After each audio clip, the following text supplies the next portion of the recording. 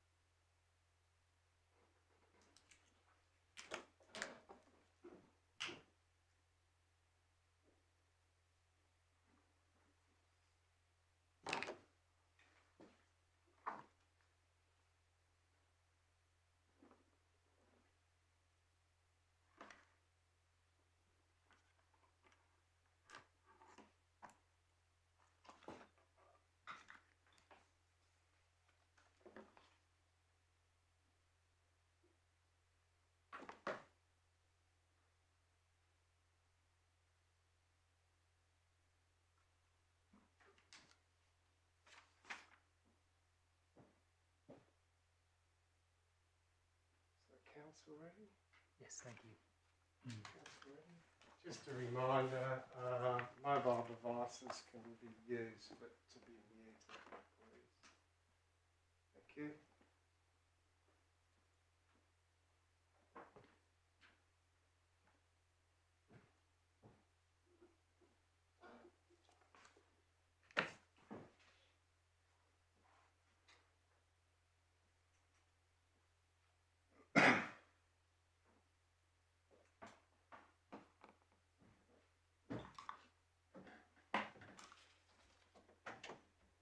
Well, the court's ready.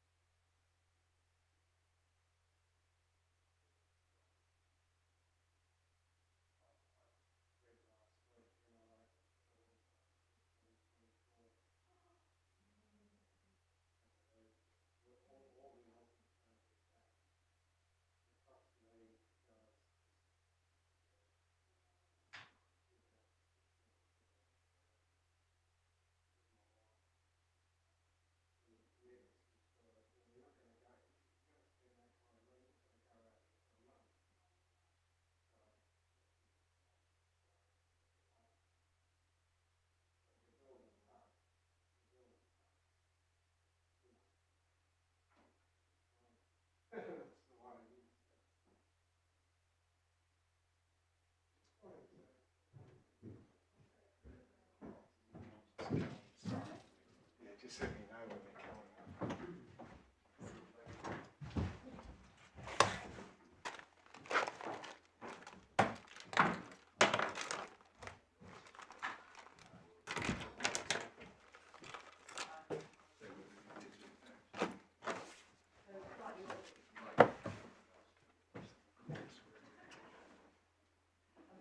Tight, isn't it?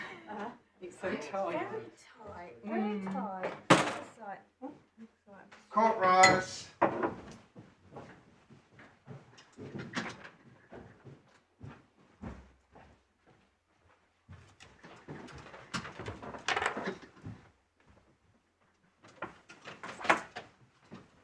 Appealing the matter of the Queen on the application of the Electronic Collar Manufacturers Association and another, and the Secretary of State for the Environment, Food and Rural Affairs. Mr. Wise. My lords, my lady, as you can see, I appear for the appellant in this matter, assisted by my learned friend Miss Proud, and my learned friend Mr. Turney appears for the respondents. The court should have, just to ensure that we've all got the right papers, because there was a bit of confusion about whether it was going to be a remote hearing or not. But Yes. I certainly have, at any rate, a core bundle. Yes. I've got two supplementary bundles, which are only half full, but nevertheless they're in two bundles. Yes. And an authorities bundle with, I think, 21 tabs in it. I've certainly got authorities. Yep. And I think there are 21 tabs. The yes. court should also have received the Gallagher case, which you may I've received it electronically. We've so I got haven't hard got copies if I can some help, convenient moment. my That would be lord. helpful. Does that go the same for all? I've actually got it printed off, so I don't need a hard My copy, lady, thank you. does your ladyship require a hard copy as well? I've got it printed off, thank you very you? much, Mr. Well, Wise. just one in that case. Thank you very much. So if we can put that at the back of the authorities bundle. And of course the court also has the skeleton arguments of Indeed. both sides.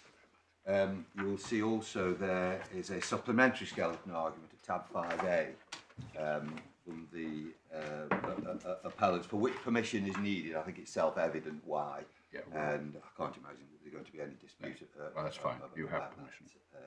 that, my lords and my lady. The facts are set out, of course, at great length in the judge below's judgment, and I don't intend to take the court through all that. The court will have that. What I propose to do this morning, and I don't anticipate it'll take longer than this morning, is firstly to take the court to the impugned decision, then show why the appeal is important to the appellants, particularly the financial harm of the decision to the appellants. Thirdly, consider the way in which the judge dealt with the appellant's case. And finally, of course, show how we say the judge went wrong. So, if we can start at the impugned decision, we've got that behind tab 20 of the core bundle, my lords and my lady. And you'll see that this document is both a summary of the responses to the consultation the Secretary of State had issued and the Secretary of State's response, an August 2018 document. The proposed, the consultation, of course, was on the proposed ban of electronic collars. Now, it's important at the outset to appreciate what exactly we mean by e-collars or electronic collars. Yes. And we see that at page 281. There are generally two types of e-collar: handheld remote devices and containment systems. So it must be appreciated throughout that the containment systems themselves also require an electronic collar on the animal. And that electronic collar will, of course, be calibrated appropriately to the animal and the circumstances. So that sort of prompts a question, really.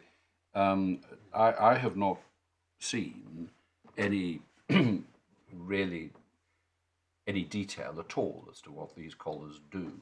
no. I mean, I appreciate. I mean, I can picture it, and I've got Yes. that description there. But Yes. I just don't really know what sort of. I mean, talk about an electronic pulse. Is that actually equivalent to an electronic shock? What is the level of the stimulation provided? Your Lordship and so on? asked very pertinent questions. Of course, I wasn't in the case in the court below, and I have taken the advantage of actually seeing one of these devices. On one of your Lordship's questions on the level of the pulse or shock, however it's described in different ways by the proponents or detractors. You may have seen from Mr. Justice Beatson's judgment in the PetSafe case, Mr. Beatson then was, of course, that the evidence before him from Lord McNair, I think it was that the pulse or shock of the e-collar is something like 3,000 times less than the electric shock given on a traditional sheep fence. And your Lordship will be able to picture the sheep fences. Yes.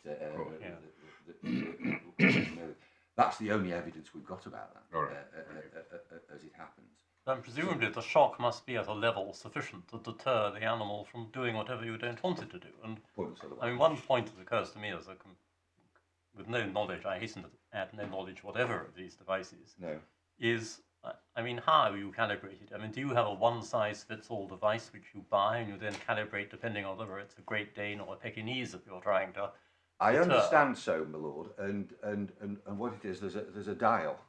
A dial, right.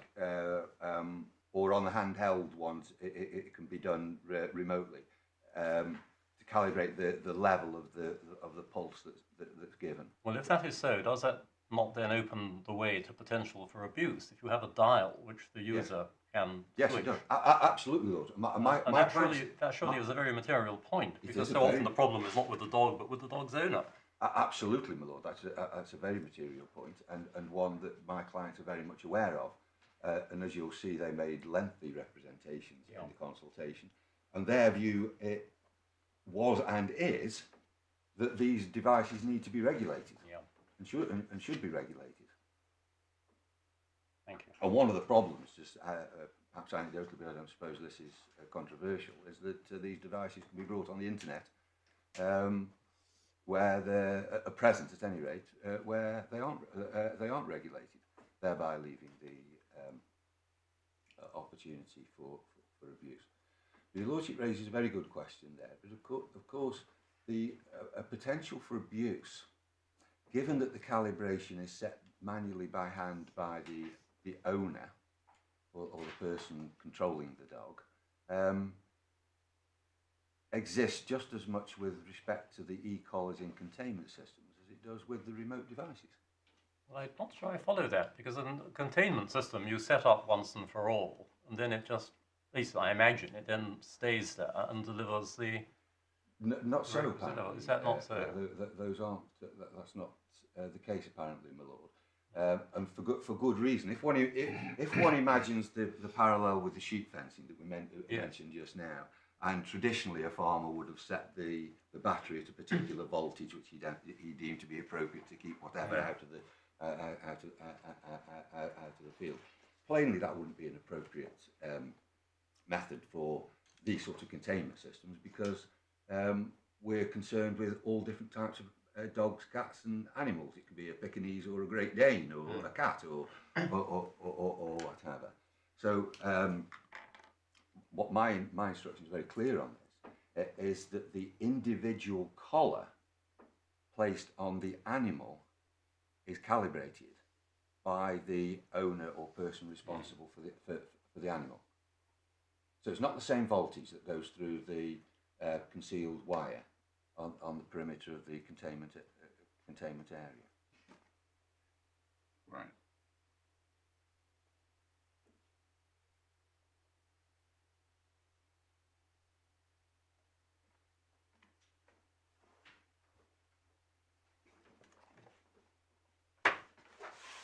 Now, of course, the proposal was for the ban on both of these types of e-collars.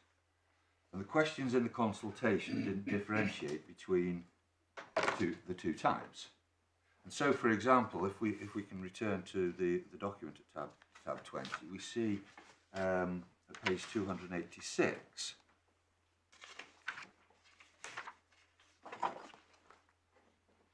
what is probably the most important of the questions, question 6, do you think it should be an offence to attach an e-collar to a cat or a dog, or cause an e-collar to be attached to a cat or a dog? And question 7, to be responsible for such an attachment. No differentiation between the two types of devices there. And you'll see, because it becomes important later on in the submission, that over 60% of respondents to the consultation did not think that it would be appropriate to make such offences. And we know from the ministerial statement that we come to later that that's actually 64%. It's over 60%. The exact number doesn't matter. The ministerial submission is at 64%. And so the concern was with the generality of e-collars. But despite that, if we can take the court over a few pages to page 290, you'll see there, just above the top hole punch, this is an analysis of the responses to the consultation. 4 lines from the bottom: e-collars and containment offences should be considered ... And then we see from over the page, further comment responses, the bullet point against the top hole punch. 5% of responses said that the e-collars and containment offences should be considered separately, which I think must be that line that's truncated on the previous page. So regardless of the form of the consultation, 5% of the respondents independently volunteered that they should be treated separately. No questions were asked about regulation in the consultation, but despite that, again, there were comments volunteered in the process. And if we can go on again a few pages to page 301, you'll see there, and I think these are just selected comments from the 7,334 respondents. We see 3 responses dealing with regulation. Firstly, a person should apply to a local authority to use a remote collar. Should be banned on their wide-scale availability online. They can be a very effective tool to combat behaviours that quadrant training fails to do. Secondly, a respondent said, I can see the use for these collars, but they will need to be regulated, etc. And the third respondent here says, I think that rather than banning e-collars, there should be a requirement to have a licence to use an e-collar with proof that the owner has attended an approved training course, obtained a certificate saying that they know how to use the collar. This respondent had attended 2 such courses with different e-collar trainers, spending several £100s in the process, and now confident that I know how to use the collar safely and humanely. The licence should be expensive, over £100, to deter people who want to use the collar for the wrong reasons. The revenue from the licence fee should be used to administer the system. And he or she concludes at the last sentence, if we can draw that to the court's attention, cheap unregulated e-collars that can be bought on the internet should be banned in future. So again, a form of regulation. Now, as we identified a few moments ago, and just leave that page open for the moment to return to it in a second. The ECMA, my clients, made submissions to in the consultation process. We got those behind tab 10 of the first of the supplementary bundles.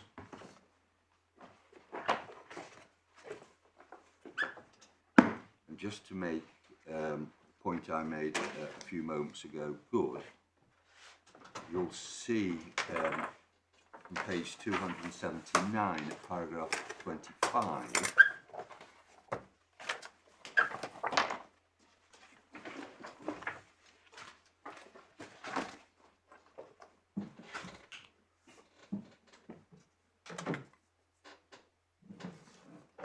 that the ECMA, if we can pick it up, the third line down, part 2 is inclined to show that the ECMA is not opposed to constructive action by DEFRA and is strongly in favour of the introduction of a system of regulation and has consistently advocated that such a system should be introduced.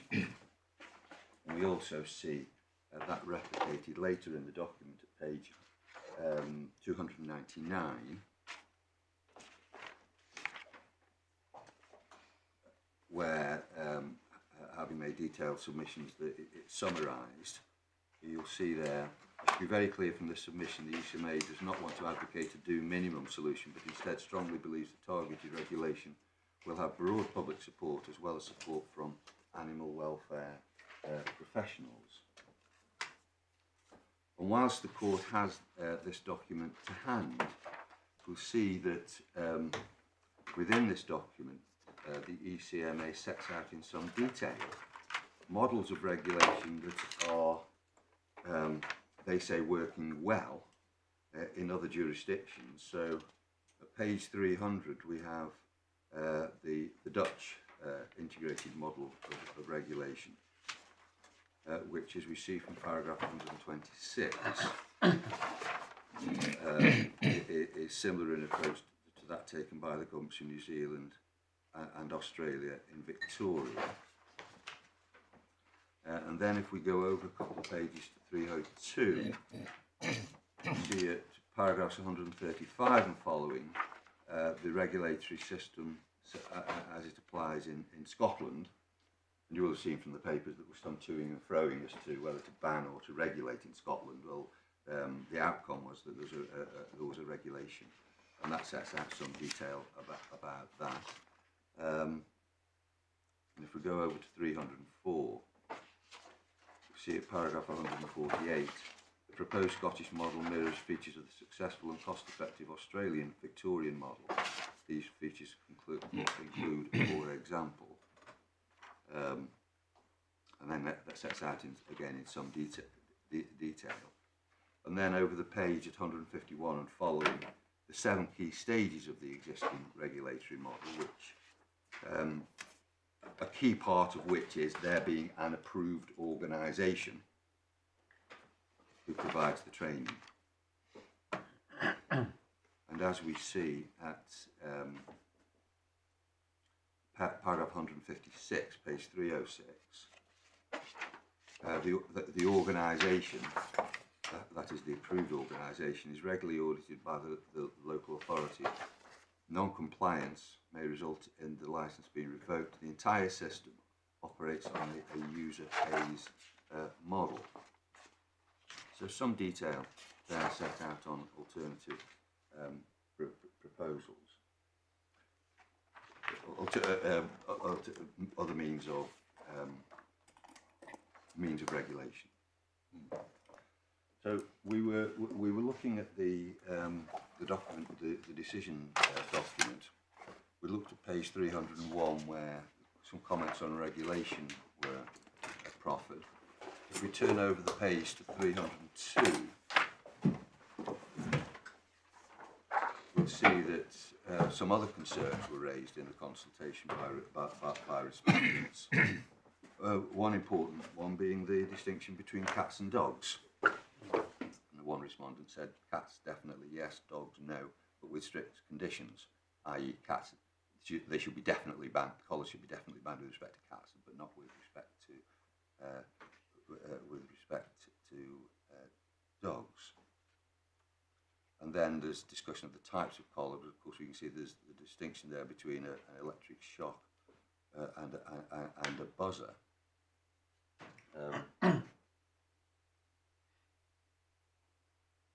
Whilst we're considering the question of cats versus dogs, in fact the position is, and I understand this is agreed, that remote controlled e-collars don't exist for cats, which is a further confusion. But all this goes to suggest, the point being made, is that the issue is much more complex than the binary question that the Secretary of State was asking of respondents. We also see, sorry, I should have mentioned the issue of working dogs. Mm-hmm. Obviously, there's a distinction between working dogs and domestic animals. So we then get the government's response to the consultation. That's set out in just 4 paragraphs on page 303, which I'm sure the court's carefully considered. So despite the consultation being in respect of a proposed ban on all electric collars, and despite there being no suggestion in the consultation that collars activated by a remote device or containment fences be treated differently, the government decided to treat the 2 different types of electric collar differently.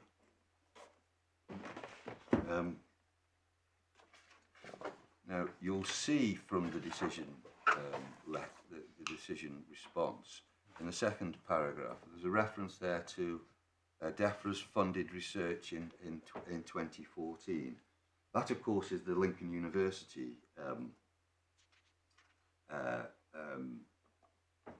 study that Mr. Justice Morris sets out in some detail in his judgment. It said in the decision letter that DEFRA's funded research showed that many of the users of handheld devices were not using them in compliance with the manufacturer's instructions, leading to welfare problems for dogs. But this, of course, it's the only evidence that the Secretary of State had before him was these Lincoln studies, the Lincoln studies 1 and 2 essentially being a follow-on from number 1. In fact, I'm instructed that the respondent confirmed orally in the High Court that the Lincoln studies were the entire evidence base of the Secretary of State for his decision. So the growing body of evidence that's referred to in the decision is entirely dependent upon the Lincoln studies. Now, what's important? One important thing to bear in mind about the Lincoln studies is that they were concerned solely with remotely operated handheld devices. They weren't concerned at all with e-collars used in containment systems. What's also clear is the tentative nature of the studies. We've got the studies in the papers, but for present purposes, it's enough to look at the paragraph set out by the judge. If I can just take the court to that, it's page 99 of the core bundle. I'm not sure what to tap that.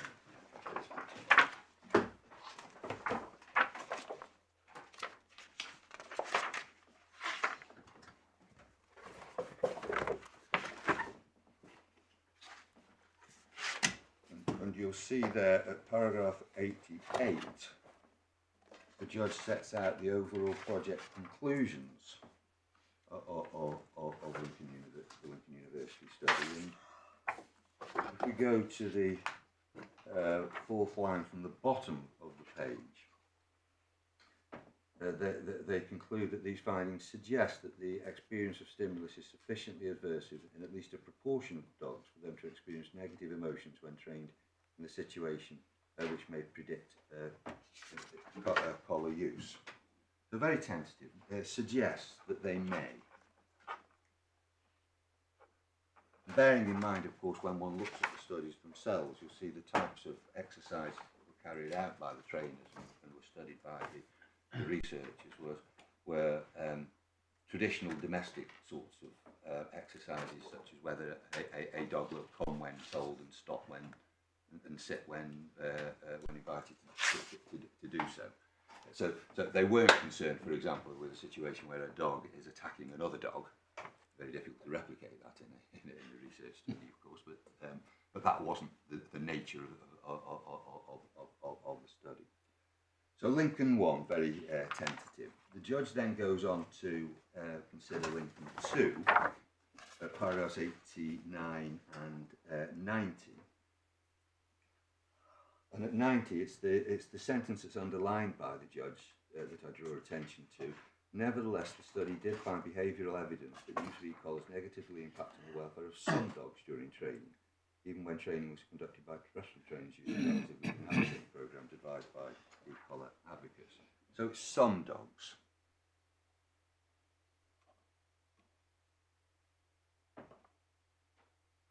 But what doesn't appear to have been considered in these exercises is the issue that we ventilated a few moments ago, and that is the strength of the pulse.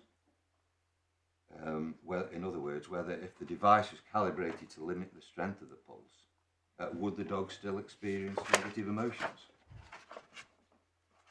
And of course, on the flip side of that, whether if they were so calibrated, would they be effective?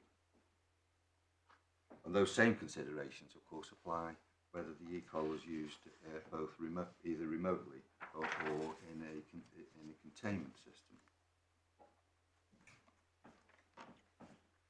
There was, however, further evidence before the court court below that the judge didn't refer to, and evidence that would have been available to the Secretary of State had he wished to look at it.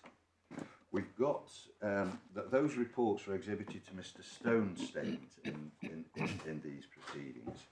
We've got those set out in the first two tabs of the supplementary bundles. We can just take the court to the first of those. These are Norwegian studies.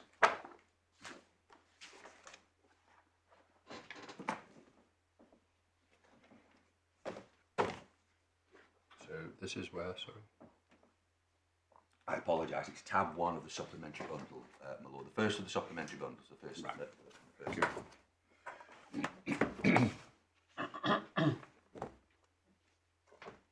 And you'll see that this is a 2000 study. The Lincoln study was 2000, published in 2004, incidentally, so 4 years before the 2004. 2014. 14, yes. My mistake. Yes, this is 2000. It is. Yes. We only need for present purposes to go to the abstract. And if we can look at towards the bottom of that first page, the proportion of picking it up at 6 lines from the bottom, the proportion of dogs attacking sheep during the entire test was reduced by almost 1/4. The number of electric shocks administered reduced by the second year, and only one of the dogs that received electric shocks for the first year received electric shocks the second year. The owners reported no negative effects on the dog's behaviour during the year ensuing electric shock treatment. 18 of the 24 dogs reported by owners who exhibited behavioural changes lost their previous interest in sheep. And over the So page, this is a study, Mr. Wise, of 24 dogs. Is that yes. right? Okay. And in a very different situation. The point I'm making, my lady, is not that there's a distinction. There's a difference in the findings, or this places doubt on the Lincoln finding. It's a different study. Yes. It's testing whether dogs' electric collars are useful to stop sheep worrying, essentially. And these are hunting dogs. Yeah, Yeah. that's right. I think they. Yes, that's right. The heading. Elk hounds. Elk hounds. English setters you and see hare from the top hunting. there, Yes. about 7 lines down. Norwegian elk hounds, Yes. English setters and hare hunting dogs. But nevertheless, that's by the Yes. by. Sorry, I think on a small point, the number of dogs in the study was 114. One gets that from the first paragraph. And the 24 dogs were those which exhibited behavioural changes. Oh, of course, your lordship's entirely correct. Yes. And it was over a period of time as well, of course. A number of years.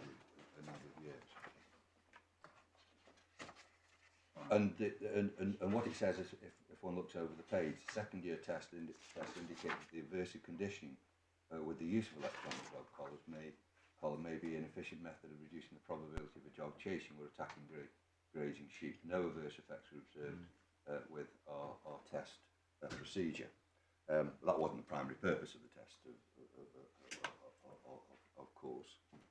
But nevertheless, an important aspect of the use of electric collars But Mr. Weiss, how is this relevant to the Secretary of State's decision? Was it drawn to the attention of the Secretary of State? No, but it was brought to the attention of the judge, my lady. Right, I see. Okay.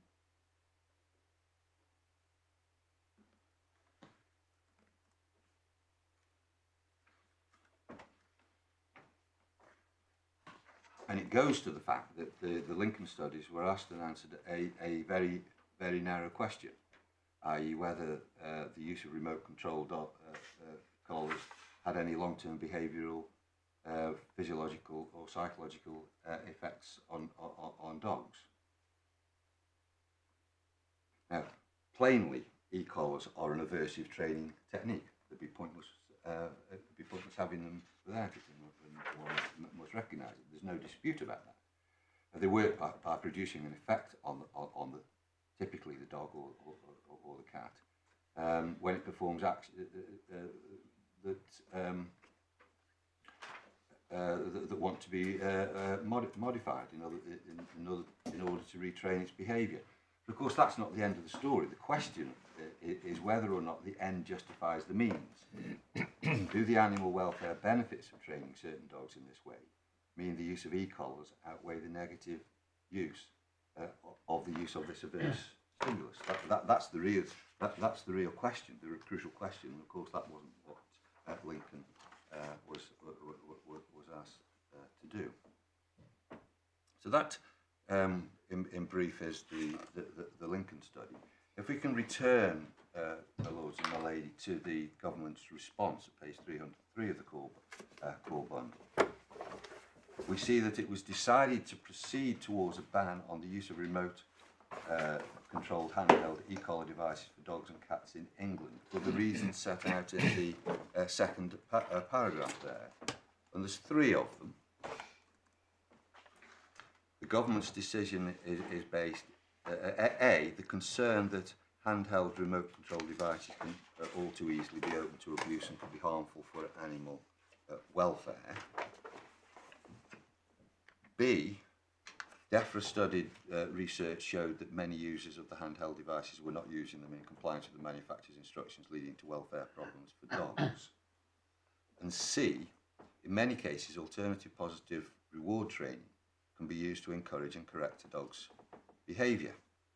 It's those three reasons that led the government to conclude that it would bring forward secondary legislation under the Animal Welfare Act standards of handheld remote controlled e-collar devices.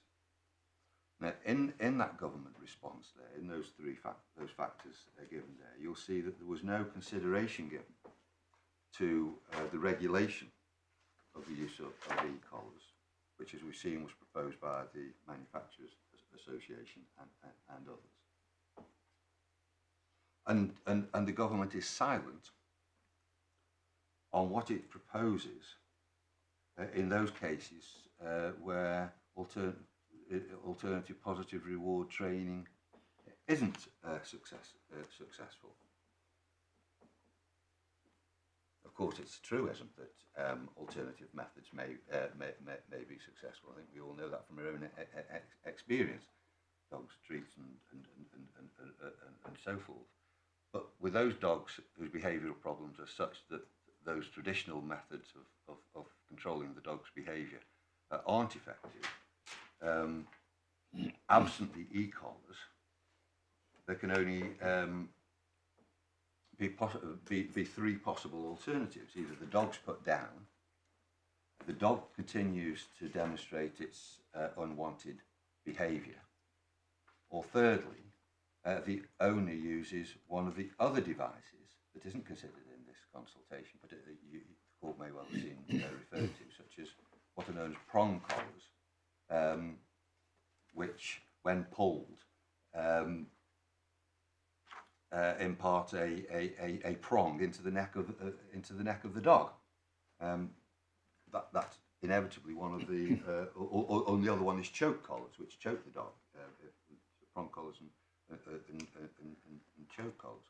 But the reasoning here is silent on what happens when the alternative reward training doesn't correct the dog's behaviour.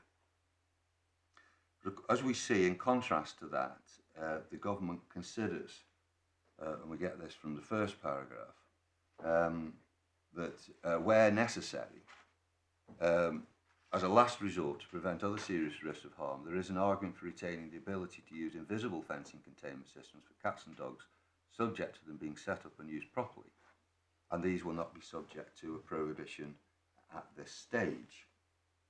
So there's 3 points there of note we would suggest. Firstly, that it is a last resort. Secondly, that it only used in a last resort to prevent other risks of serious harm.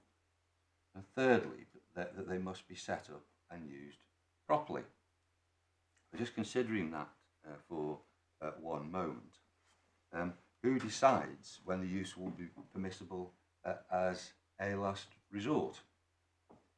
If that was self-regulating, if that was to be self-regulated, would it be effective, and indeed would it make any difference? And if it wasn't self-regulated, what sort of regulation would be envisaged? The second point, to prevent risks of other serious risks of harm, well, of course, the same applies to the remotely controlled e-collars. They can be used to prevent other risks of harm. The obvious ones being to prevent the necessity to have an animal put down. That's a harm to an animal. Preventing sheep worrying is obviously a harm to an animal, albeit in those circumstances it's to the sheep and the land. And also in those circumstances, of course, a farmer is entitled to shoot the dog, which has been in the news a lot lately. And finally, of course, the e-collars, in terms of preventing risk to other animals, may be used to prevent badly controlled dogs from attacking other dogs. So the point that is made in favour of the containment system, e-collars used in containment systems, applies equally. We say to in that last paragraph, what is said is that the statutory code of practice will be amended. Yes. To emphasise that invisible fencing should be installed and set up by professionals. Now, yes. So if they're installed by professionals, then there's a good chance that they won't be installed when they're not appropriate. Right? Well, you would and hope that so. They will be properly installed. But that then begs the question: what's meant by a professional? Well, I don't know. I mean, you would have to wait perhaps to see what the... I don't know. Have they amended the code of practice? No, my lord. We've got the latest version in the bundle. I think it's actually presumably no. Have any? I mean, this proposed ban, has that actually been implemented? No. So presumably this would all come together. But, yes. But there wouldn't have been anything prohibiting an amendment to the code of practice in the meantime. Well, it's a statutory code, so I don't know. Oh, no, I see what you mean. No, maybe not. But I can see it be brought in as a package. Yeah. The latest code is, the current code is the 2017 version, which obviously predates the consultation and this decision. But you also raised a very good point. Installed and set up by professionals. Is that a form of regulation? We suggested that it must be. And that professional must have the knowledge to know whether it's being used as a last resort. And that, of course, your lordship was one step ahead of me. But that was, of course, was the third, goes to the third of the reasons given in the first paragraph for the exemption being made for electric collars using containment systems being set up and used properly. And the point there is, of course, well, if electric collars used in containment systems are appropriate if set up and used appropriately, why can't a similar regulatory scheme be used with respect to remote controlled devices? Because it's not just the digging of the ditch and putting the cable in that's which is the professional input into doing that. That's not particularly skilled or professional at all. It's the training of the user as to how to use the containment system or the remote device that is the is the key. But surely, I mean, there is a fundamental difference between a containment system, which is triggered by the animal going near to the boundary, and no doubt the animal will very quickly learn it to keep away from it, on the one hand, and a handheld device, which the animal has no choice over when and in what circumstances the user will deliver an electric shock, which, even if it is properly calibrated, may be quite painful. And if it is not properly calibrated, may be grossly excessive. There's obviously a difference, my lord. I mean, that much is. I mean, is after all, obvious. But yes, but there's a but. We're going to come on to this. There is still an element of human intervention in the electric collar using the containment system, because the human will calibrate the degree of shock for the individual animal. Well, there is an element, but far less, I would have thought, than when you're taking your dog for a walk with one of these collars, and you can potentially. You can, I mean, of course, a responsible person walking a dog with an e-collar may not use the pulse at all on many occasions. It doesn't mean that they're going to be trigger happy, if I can put it in. But of course, but there's a risk. There is a risk of a trigger happy owner, isn't there, which you wouldn't get in the same way. Just as a but there is a risk. There is just the same risk in a containment system that the pulse is set so high that it produces an inappropriately strong pulse.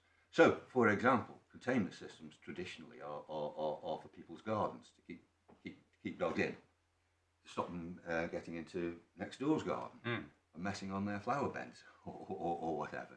Sorry to use the proverbial, but that's the sort of thing that they're used for. In a fraught situation, people may deem it appropriate to put the pulse at a rather high level to make absolutely sure that if the dog tries it... Sounds to me, Mr. Wise, as if you're arguing in favour of a comprehensive ban. No. What I'm saying, there are all these considerations, my lord. And I started off my submission by saying that we have to be very careful to recognise that e-collars are used in both of these types of systems. Yes. And of course, my Lord Justice Henderson is right.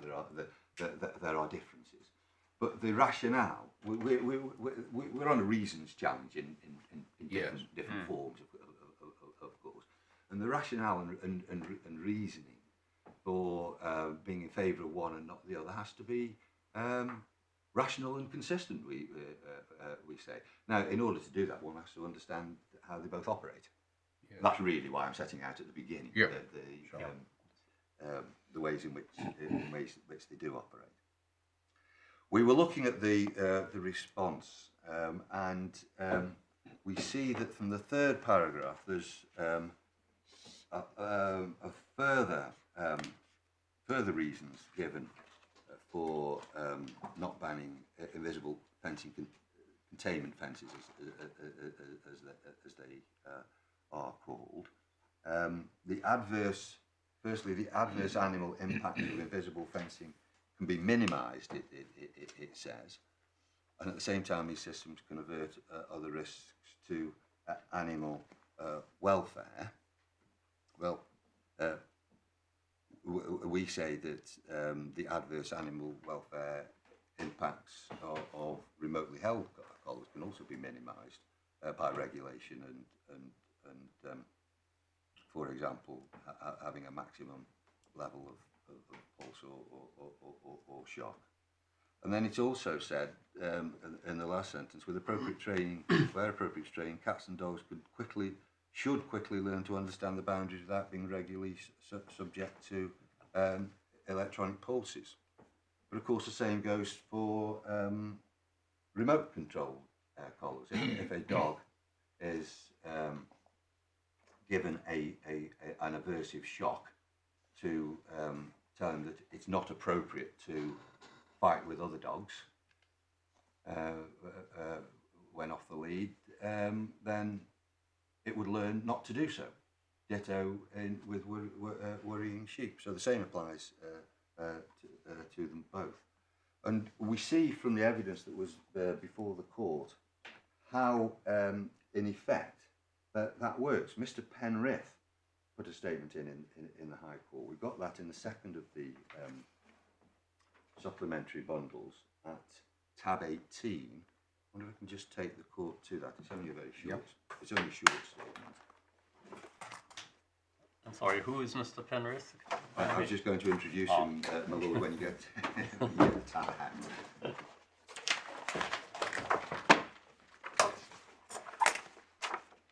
Sorry, this is in supplementary bundle tab 18.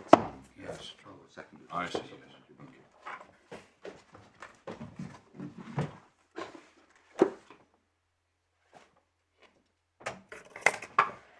In answer to my Lord Justice Henderson's question, can I invite you to go to paragraph 6 at 402?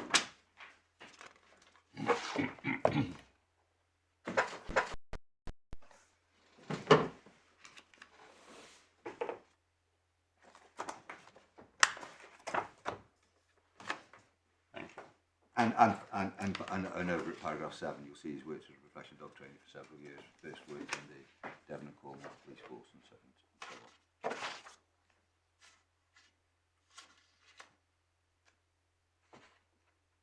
And you'll see, whilst we have that page open, paragraph 8, if we go against the bottom whole punch, I note that the Secretary is not proposing a ban on choke collars, yet such devices can be far more damaging to a dog than an e-collar. That's the reference to the choke collars I was referred to earlier. But the important parts are in paragraphs 11 to 14. I wonder if I can just invite the court to read those paragraphs.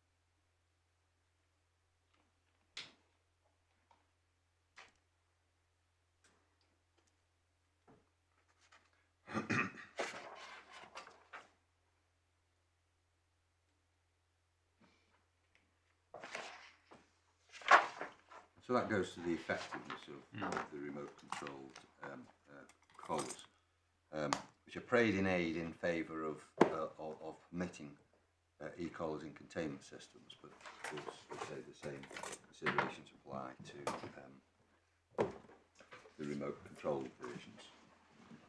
So that then is the, with some commentary, it must be said, the decision that we impugned in these proceedings. The second point that I wish to make, if you recall from my initial comments, was why the case is important to the appellants. And you can see why it's important to Mr. Penrith. These particular appellants, they're businesses, and it's the financial loss that is their concern. So if we go to Mrs. Critchley's statement, which is at tab 15 of the supplement, in the second of the supplementary bundles.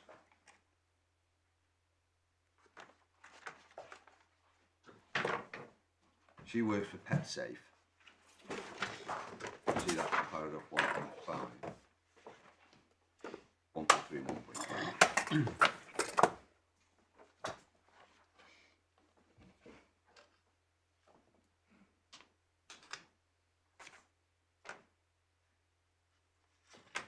I can take the court over a few pages to page 379.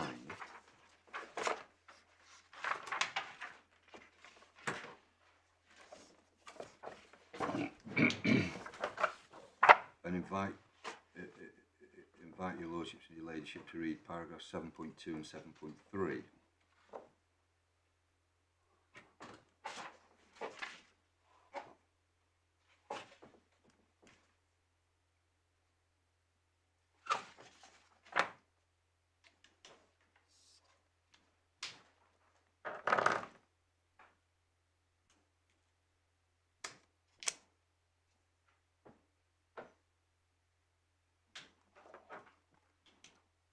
that's anticipated adverse impact on sales. Well, we've got a statement from the claimant solicitor, Mr. Stone, at tab 17.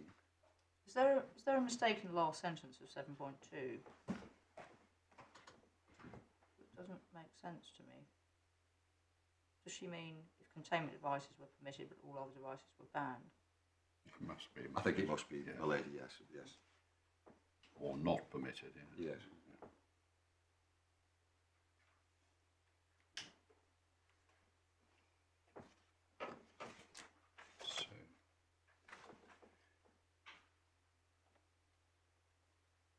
So considerable sums are in play here. So that was what was anticipated. Mr. Stone at tab 17 gives some evidence as to actual loss caused by the proposed ban. If I can invite the court to consider paragraph 18 at page 399.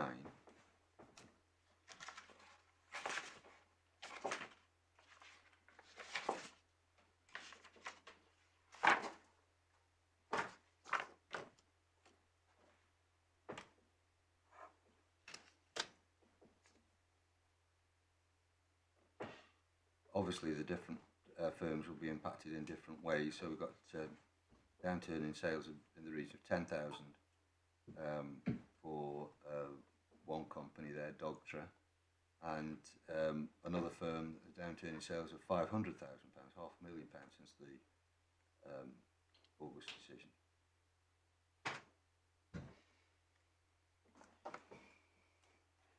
And he says towards the end of the paragraph, you'll see it is unsurprising that consumers will turn away from products which have been, which they've been told will be banned imminently.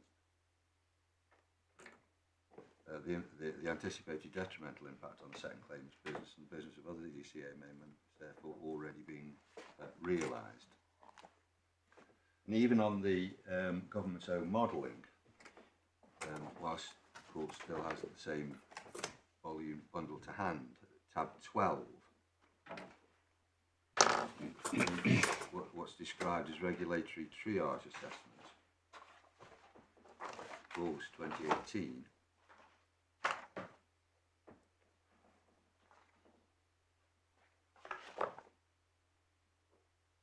the government anticipates losses of £800,000 per year. So we don't have to resolve any dispute or determine, the court isn't asked to determine what the level of loss is or is likely to be, but what is clear from the evidence on both sides is that the losses going over time going to run to many millions of pounds. And it's for that reason, of course, that this appeal is important.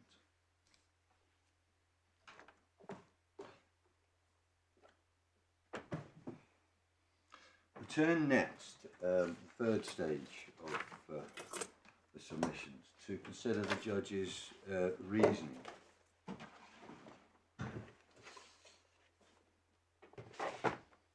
The court will obviously realise that we're only concerned with the judge's reasonings so far as it relates to these three grounds of appeal.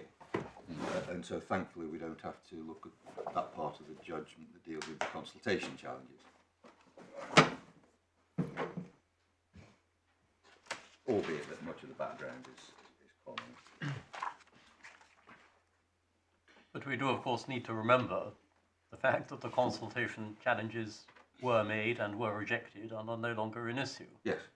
Because I mean, there is perhaps a danger of concentrating too much on the initial stage of the proposal pre-consultation, as opposed to the position at the end of the day, after the unimpeachable, as we now know, consultation had taken place. Yes. But we're still challenging the response. Of course, I do appreciate that. The material paragraphs are at page 129 of the bundle. Paragraphs 197 through to 200. This is in under the heading, the judge's heading, discussion with respect to rationality. And you'll see it at paragraph 100, and we're concerned with the consistency, or what we say is the inconsistency, with the way that the Secretary of State has dealt with the two types of devices that we've been considering. And so the judge says at 197, the decision puts forward the two reasons, which of course we've just looked at.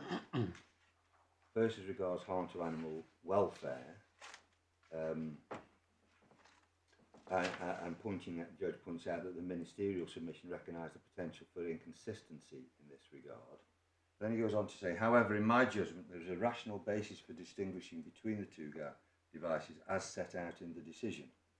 Containment systems prevent other risks to animal welfare, e.g. straying onto public roads. Physical fence is not a real, practical or affordable alternative, and the pet learns not to approach the fence after having received only one or two shocks. Moreover, there was the 2016 Lincoln research relating to cats. So, just considering those points, we'll come to consider those in a moment. But if you then look at the second reasons given in the commentary on them, paragraph 198, namely the issue as to whether e-collars are open to abuse. He said it's inherent in the difference between a manual operated device and one operated automatically without human intervention, that the former and not the latter is open to misuse and certainly use other than in accordance with the manufacturer's instructions. And in this way, the scope of harm to animal welfare is greater. And then he goes on at the end of that paragraph, saying, moreover, as Mr. Justice Beekson pointed out in PetSafe, the fact that other devices could have been banned does not mean that it's irrational to ban e-collars. Well, when one considers paragraph 198,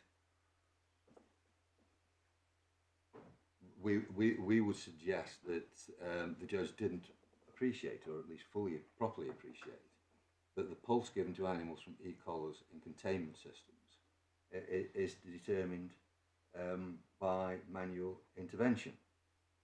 He talks about a device operated automatically without human intervention. We say the judge was wrong to do that. But we'll come back to consider that in due course when we're looking at the ways we say that the judge got it wrong. Paragraph 199, the judge says that the full breadth of material was considered, including the risk of dogs being destroyed. Of course, as we've identified earlier, there's nothing in the decision to indicate that the Secretary of State took this into account. And then importantly, so far as well, the appeal... Mr. Wise, what evidence would you need to show that the Secretary of State took it into account? Well, it was the point I was making earlier, my lady, when we were referring to alternative positive reward training, and what happens when that's not available or not effective. What are the alternatives for the dogs that are typically controlled by the electronic collars at present? So I'm not sure that's an answer to my question. The question I asked you is, what are you suggesting we would need as evidence that the Secretary of State took this factor into account? Well, it would either be in the decision or there would be some evidence that he did take it into account. But if the government's response is the decision, the government's response summarises the consultation responses, and one of the points that's made is that if you ban e-collars, some dogs will have to be put down, isn't it? But that's not apparent either in the consultation questions or the response, my lady. It's not apparent that that's been a factor that's been considered at all by the Secretary of State.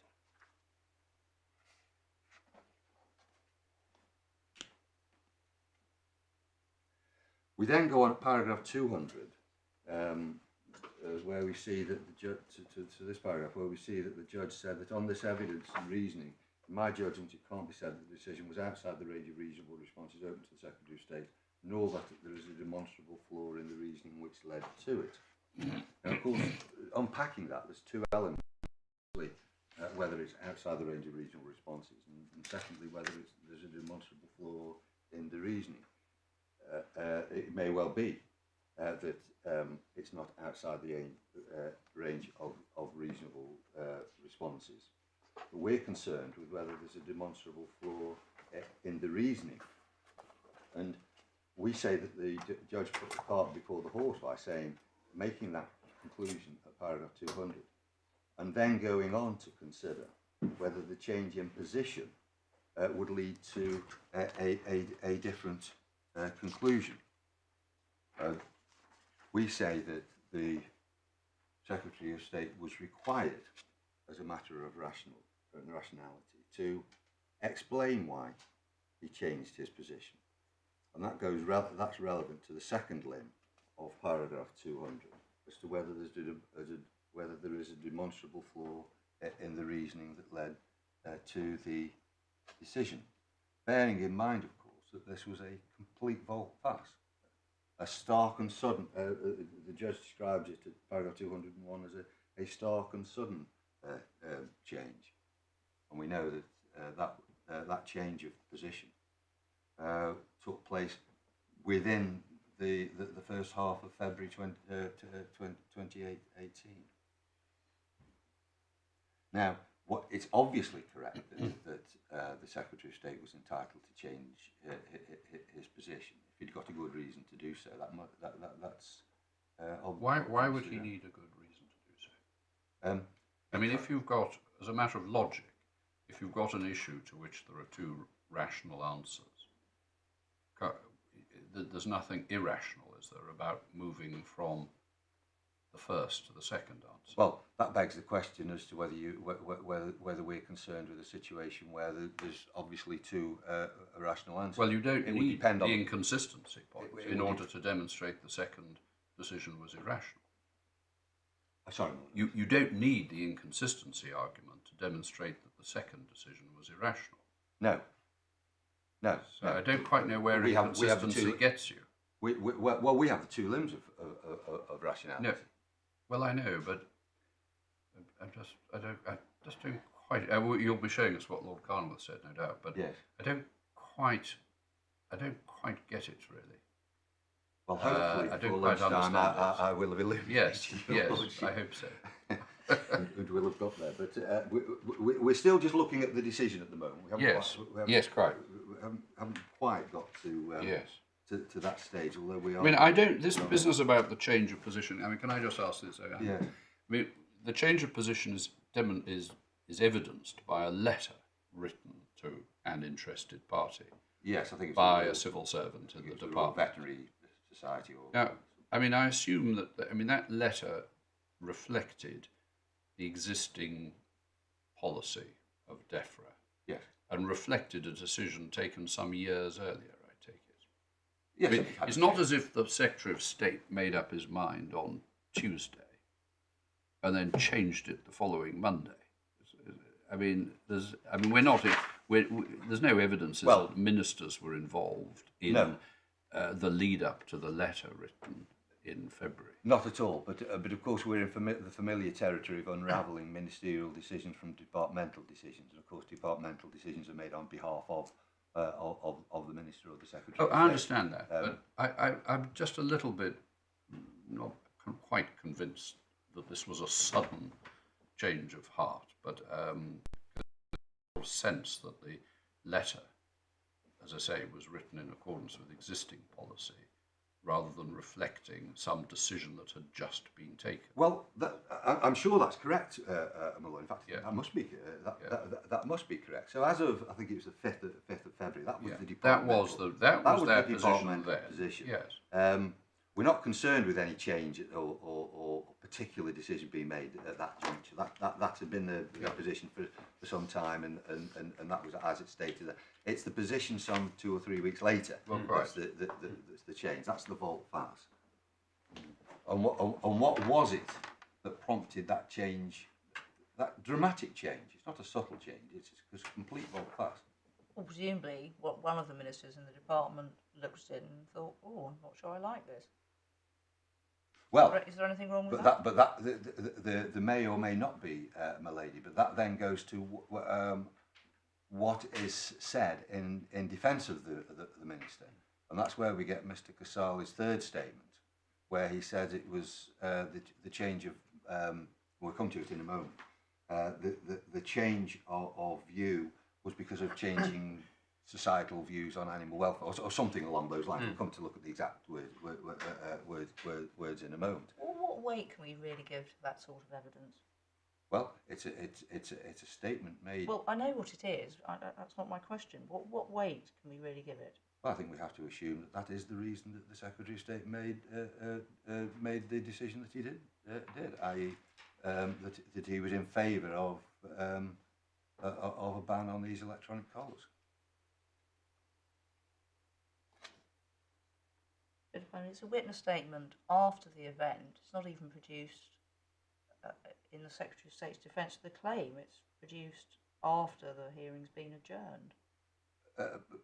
That's entirely correct, my lady, but that doesn't impact on the efficacy or the accuracy. Normally what claimants say about that sort of evidence is you shouldn't pay any attention to it at all. Well, you should be certainly. Ermakov. Yeah, absolutely, my lady, but you should certainly be cautious about it. But in the absence of anything else being said, we're in totally arbitrary territory. If there's no rationale whatsoever.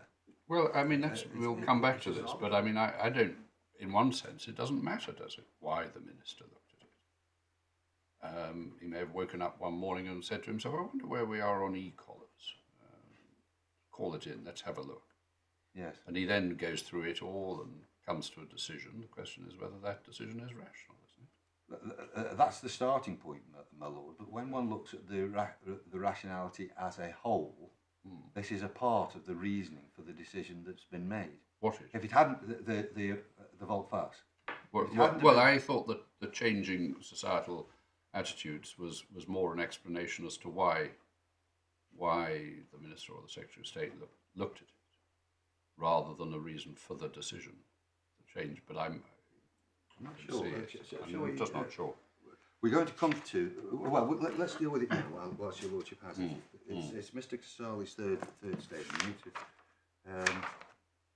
It's in the second of the supplementary bundles at behind tab 21. Yeah. Paragraph 4. So this is tab 21, my lord. Tab 21.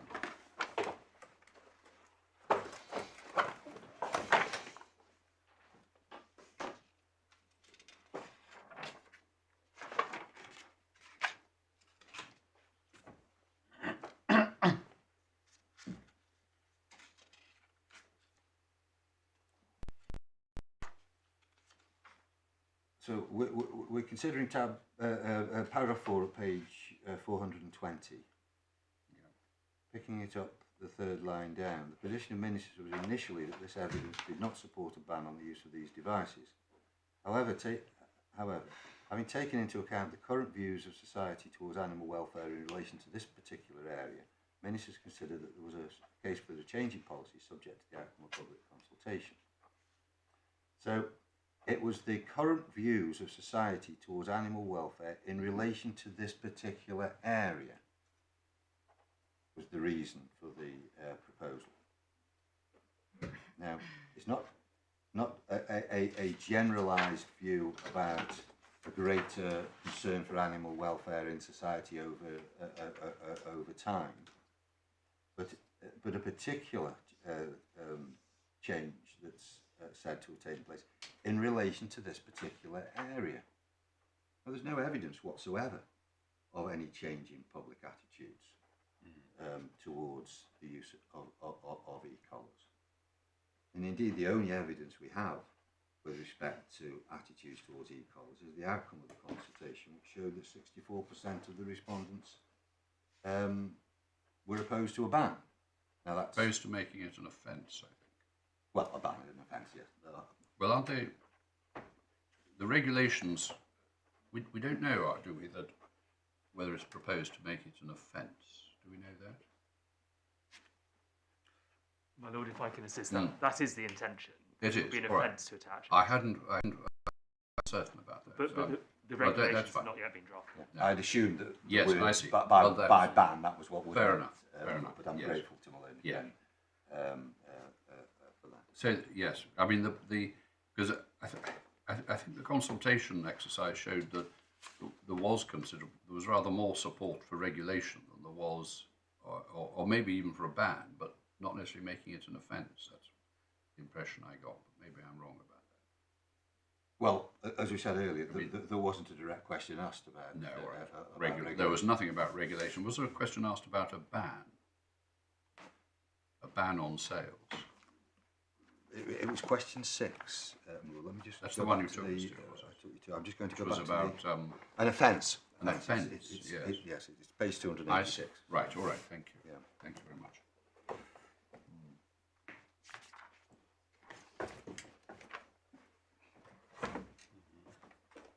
So anyway, so what is being said here is that having taken into account the current views of society towards animal welfare, ministers considered there was a case for a change, Yes. subject to public consultation. Yes. So just to pick up on a point you just made, Mr. Wise, what kind of evidence of the views of society would be satisfactory in your submission? Could come in many forms, my lady. It could come from relevant charities. It could come from opinion polls. It could come from media concern. Right. Could come from all directions, my lady. All right. I mean, very often, of course, in an area such as this, the relevant charity or NGO would themselves commission studies and opinion polls to show that it's a concern. But save for what we see from the extract from the RSPCA, and I forget who the other charity was now, there's nothing. And that's put in very general terms.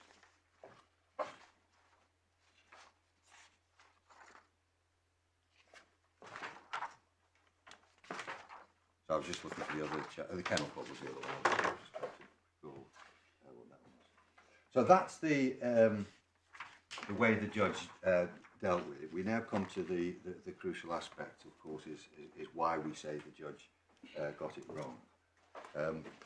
So the first ground of challenge, as the court appreciated, is consistency.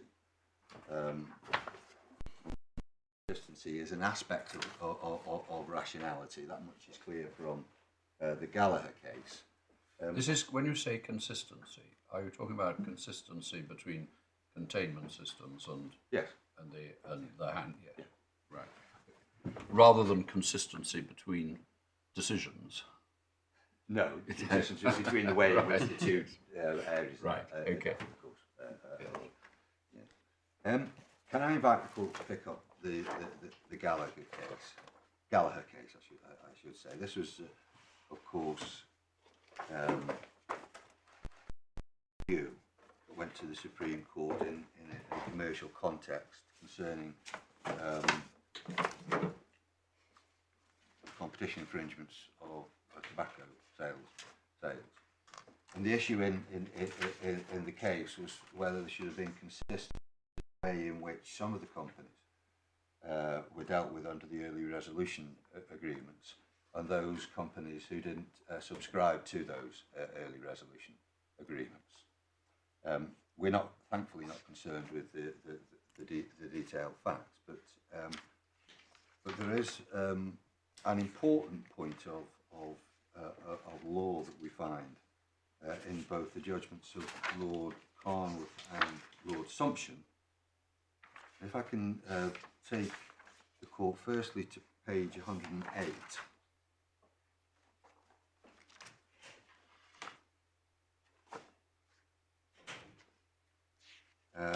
Picking it up under the heading equal treatment.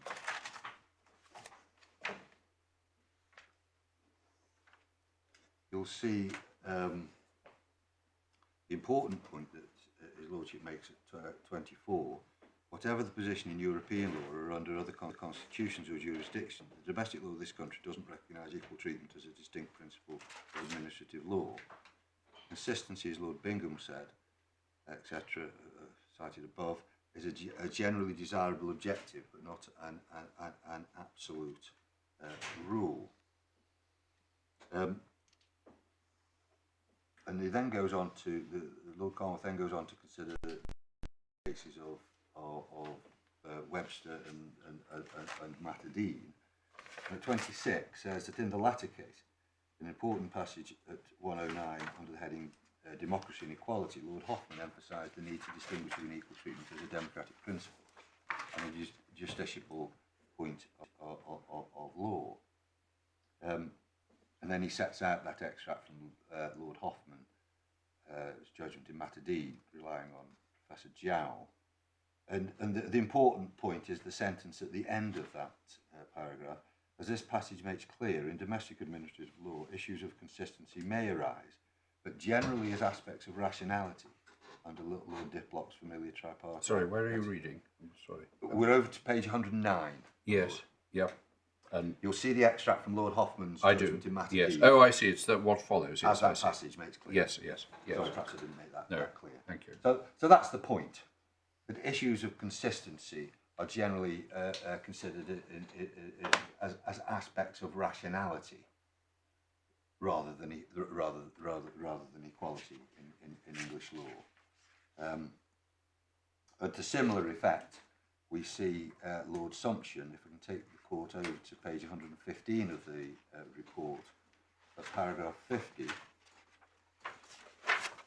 you'll see there that Lord Sumption says that he agrees with Lord Palmer's analysis of the relevant legal principles. And then halfway down, just above the letter G, consistency of treatment is, as Lord Hoffman observed in Matadine, a general axiom of rational behaviour. The common law principle of equality is usually no more than a particular application of the ordinary requirements of rationality imposed on public authorities. So, consistency of treatment, a general axiom of rational behaviour. And put shortly, our point is that there hasn't been consistency of treatment between e-collars operated remotely and e-collars that are operated in the containment system context. Now, the judge said that there was a rational basis for the difference in treatment. Namely, firstly, that containment systems prevent other risks to animal welfare. Then he gave some subheadings about physical fencing, peddlers to approach the fence, not to approach the fence after one or two shocks, and some research relating to cats. And the second reason that the remote devices were open to abuse. But with respect to the first issue, remotely operated e-collars can also prevent the risk of a risk to animal welfare, as we've already elucidated. Preventing the necessity to have the animal put down, preventing sheep worrying, preventing... can we just go back to where he deals with this in the judgment? 197, my lord. 197.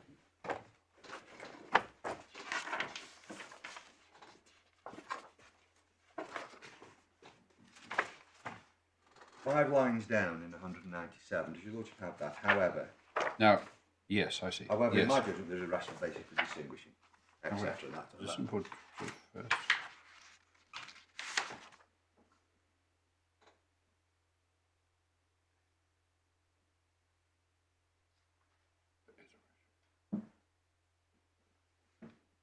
So we've got the first reason, which is in the Yes, I second see. half of 197. Yes, I see. And then we've got secondly I see. at 198. Does your lordship have that?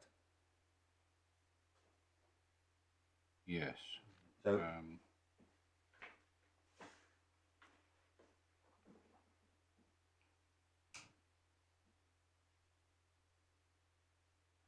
yeah. So we were concerned with the first reason. Containment systems prevent other risks to animal welfare. This is the primary reason for the distinction there in 197. But of course, electronic collars, remotely controlled electronic collars, also prevent other risks to animal welfare, albeit different types. Although they may, of course, themselves prevent straying onto public roads.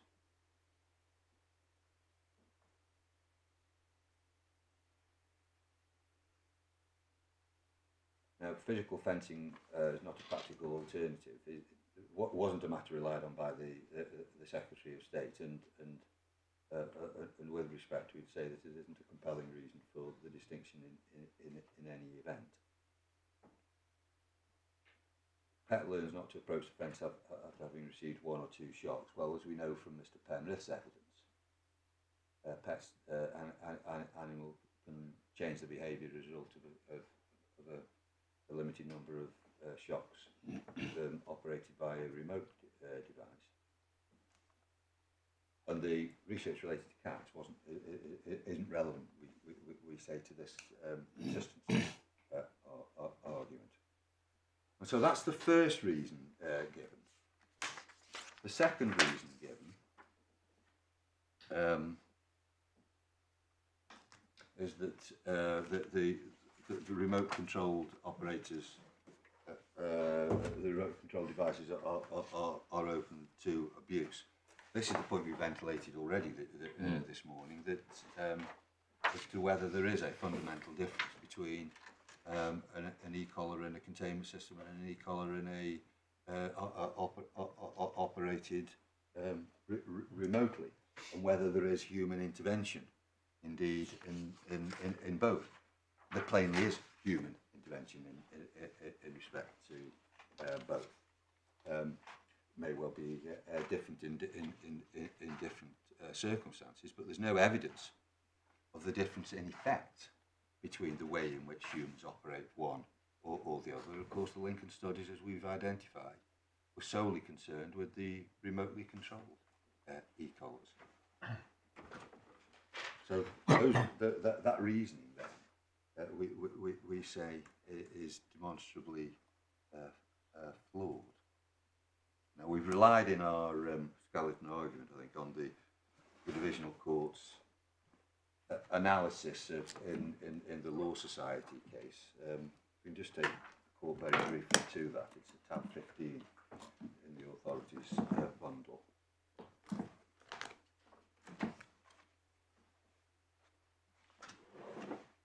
This was the case, if the court recalls, which concerned the change in the proposed remuneration rates for criminal barristers, solicitors and barristers, I think it was. But we're not concerned with the fact. It's a heavy court. Lord Justice Leggett and Mrs. Justice Carsley then were. And it's really the brief point made at paragraph 98, which, although it is trite law, is we suggest very well put. The legal basis for judicial review. This legal basis for judicial review has two aspects. The first is concerned with whether the decision is capable of being justified, or whether in the classic Wednesbury formulation is so unreasonable that no reasonable authority could have arrived at it. The second aspect, and this is important, and this is between F and G, of irrationality and unreasonableness, is concerned with the process by which the decision is reached. A decision may be challenged on the basis that there is a demonstrable flaw in the reasoning which led to it, etc. Now that's the territory that we're in. We're not saying that any outcome should have necessarily been arrived at, because there was only one reasonable response that could have been made, but that the process by which the decision was reached was flawed. And that's the point that Lord Justice Davis picked up in granting permission, of course. The Lordship will see what he said. At paragraph 2 of his reasons, this is behind the first tab of the core bundle. It is not arguable or argued that a decision to ban e-collars is of itself irrational. The question is whether the Secretary of State's reasoning in arriving at such a conclusion to ban e-collars is arguably demonstrably so flawed as to vitiate that conclusion. And that's in short, is pithy as it is our case on rationality in a nutshell. So, I mean, just returning to the government's document, page 303.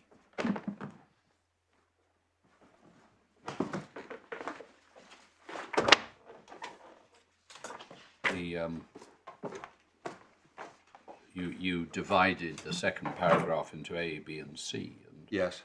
And A was the government's decision is based on the concern that handheld remote control devices can be all too easily open to abuse. Yes. That you say there's a flaw, a fundamental or serious flaw in the reasoning there, do you? Yes. Because containment systems are equally all too easily open to abuse. Yes. Right. Okay. Thank you.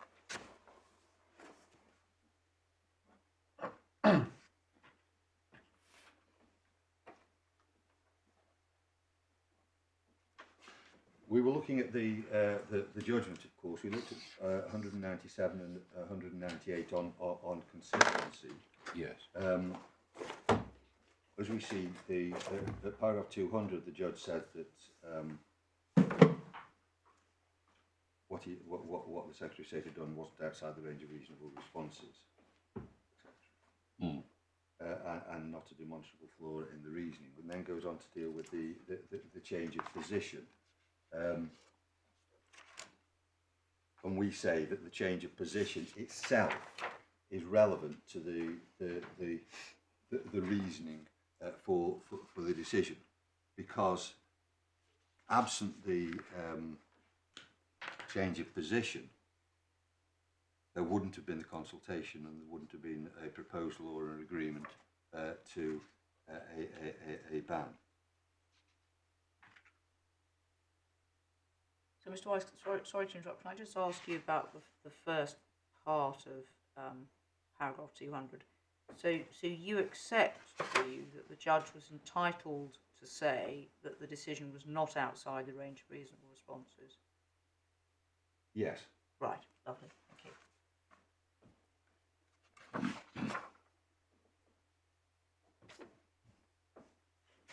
But that's, of course, only been one aspect of rationality.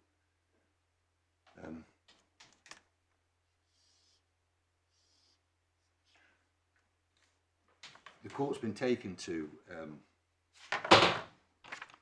Mr. Casale's statement on with respect to change of position, and we've already made the point that he there talks about, says that the ministers took into account current views of society towards animal welfare in relation to this particular area, of which we say that there's no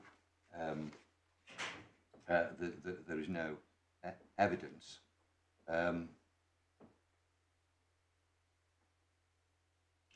absent there being any cogent explanation, the danger is that the decision making is arbitrary.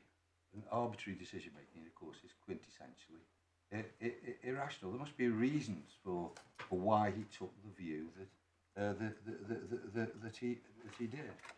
We set this out in more detail in paragraph 46 of our skeleton argument, but essentially that's what it comes down to. There must be a cogent reason why he took the view that he did. So sorry, Mr. Wise, you're submitting that if there's a range of reasonable responses open to a decision maker has to have cogent reasons for moving from one of those reasonable responses to another. Yes. Okay. Must be cogent reasons for why he's chosen to take a particular course. Must be right.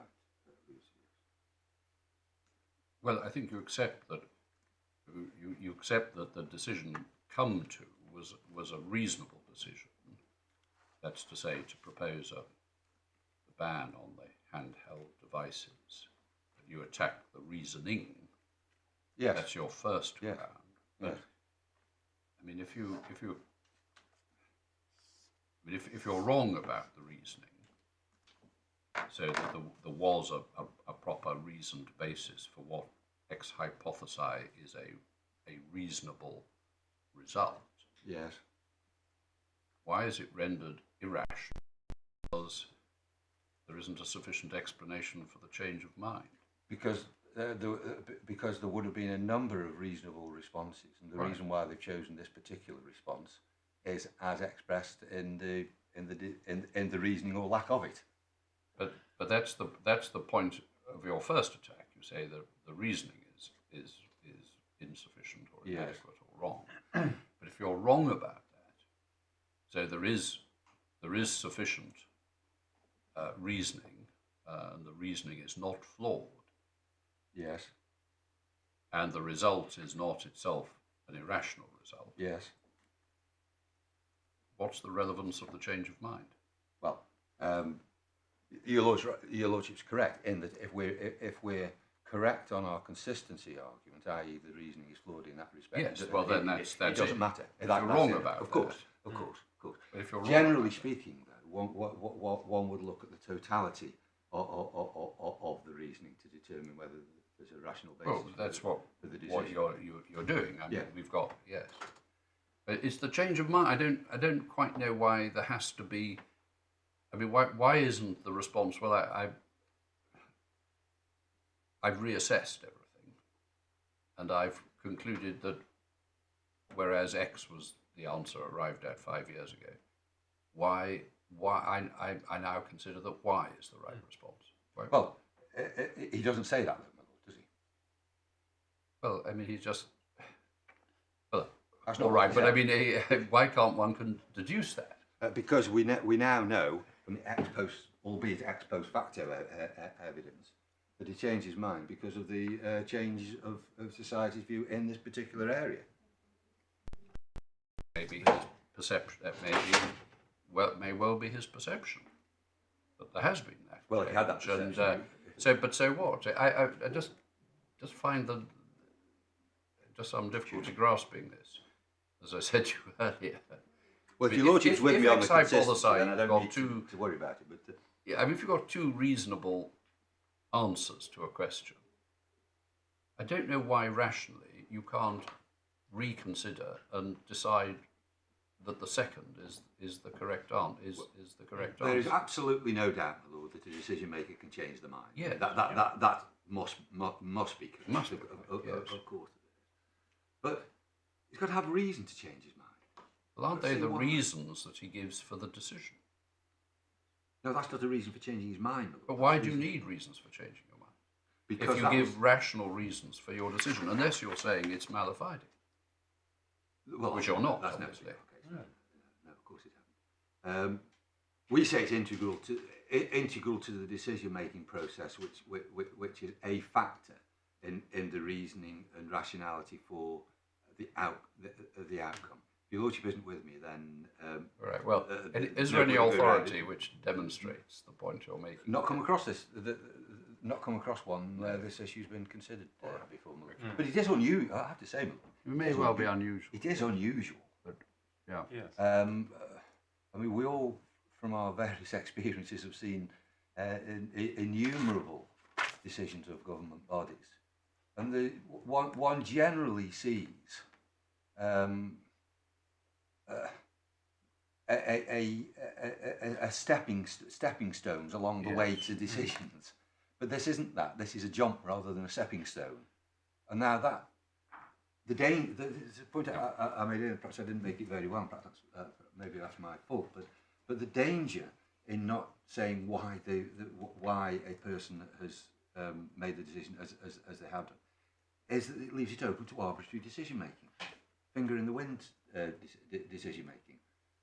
But I mean, isn't that something politicians are? I'm not saying we're always doing it, but it's one of the, they're the democratically elected people who have the right to make these decisions. Absolutely got democratic legitimacy and so on, and that's correct. And the courts need to be incredibly cautious about stepping in an area where there are policy decisions to be made and arguments on both sides, which can be, as you accept, can be rationally defended merely because of a perceived flaw in the stated reasons for adopting a policy. If the minister had said, for example, I've called this issue in, I've asked for briefings, I've considered the previous position, and in my view, these particular factors, I attach greater importance to these particular factors than my predecessor had done, or something along those lines, then that would have been unimpeachable. Of course it would, but he doesn't do that. He doesn't do that. Now, in that vacuum, given that it's essentially a vacuum, we say that points towards arbitrary decision making. The case doesn't hang on this point by any means, but it does. Well, I mean, if nothing had changed, which I think is really your case, nothing had changed in terms of the evidence and so on between the first decision and the second decision. Yes. And if the minister acts in good faith, which you accept he did, Yes. then there is only one explanation, isn't there, for the second decision, which is that he's come to a different assessment of the factors. Yeah. Well, so, I mean, why does he need to say what actually has to be the explanation? But he didn't say that. He came up with what Mr. Casali reports him his view as being. Well, that may be that greater emphasis is given to the adverse effects on the individual, on the dogs, in terms of the infliction of the shock. That may be the point there. That is now given because of the minister's perception of societal changes in attitudes. That is given greater emphasis. In this particular area, is what he says? Yes. I mean, is there any evidence whatsoever of any societal view in this particular area? If you're a member of Parliament, you're constantly being bombarded with all sorts of expressions of views. So I'm sure that's right. They're in a better position than most people to take the pulse of public opinion. Well, that's their role, of course. Indeed, that's the point, isn't it? And isn't that why Parliament gives these decisions to them? But if the Secretary of State said, I've received representation from the Kennel Club and the RSPCA, in the light of which why does he need to say who's received representation from I've received representations then. All right. Well, in that instance, because they did respond as we know. They point towards a particular outcome, don't they? Yeah. Okay. Well, but the reason he gave in the end of the day, we say, just simply doesn't hold water. All right. And that goes into the mix, the rationality mix. That's the way. In a proverbial way, prosaic way. Sorry, is what we say about it. Right. Thank you. So that's rationality. Yes. Least intrusive measure, and the engagement of the Article 1 of the first protocol.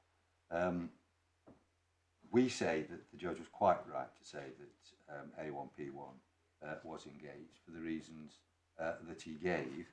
The court's been referred to the Breyer case, which I think shows incontrovertibly that the judge was correct to do so. My learned friend contends to the contrary. If I can just take the court to the relevant paragraphs in Breyer, we've got it behind tab 11 in the authorities bundle.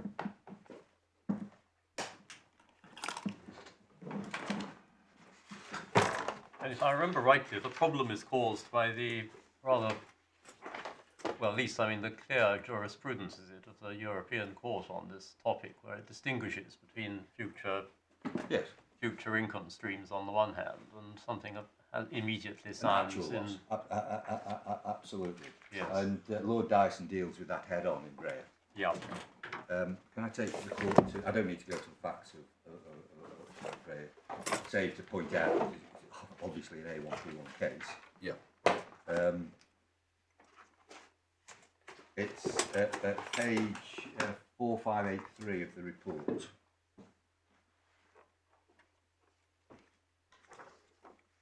And can I just invite the court to read the sideline passage there?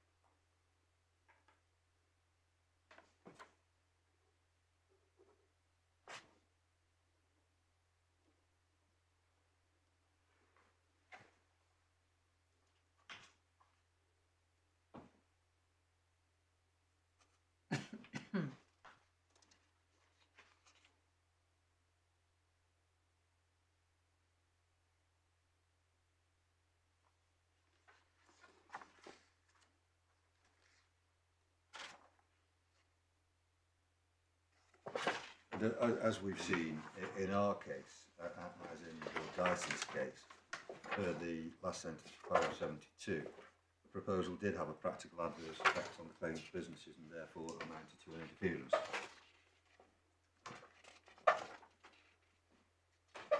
Yeah. And a proposal rather than an actual enactment can have that impact. So the judge was right in respect of engagement of A1P1. Yeah.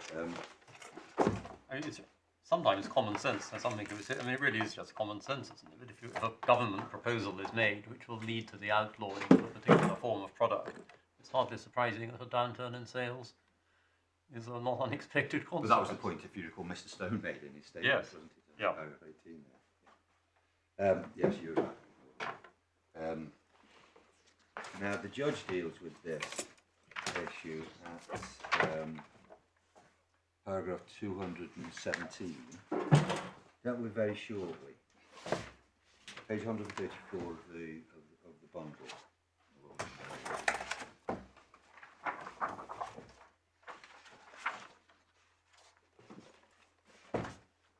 So sorry, would you give me the reference again? 134. Thank you. I've got mine saying out of the bundle, I'm not sure it's tablet. Yeah. Now, before we go on to the particular issues at stage 3 of the justification process, it's important to recognise what the legitimate aim is, as it always is in proportionality cases, of course, and you'll see it, paragraph 216, the judge says the legitimate aim is the promotion of animal welfare.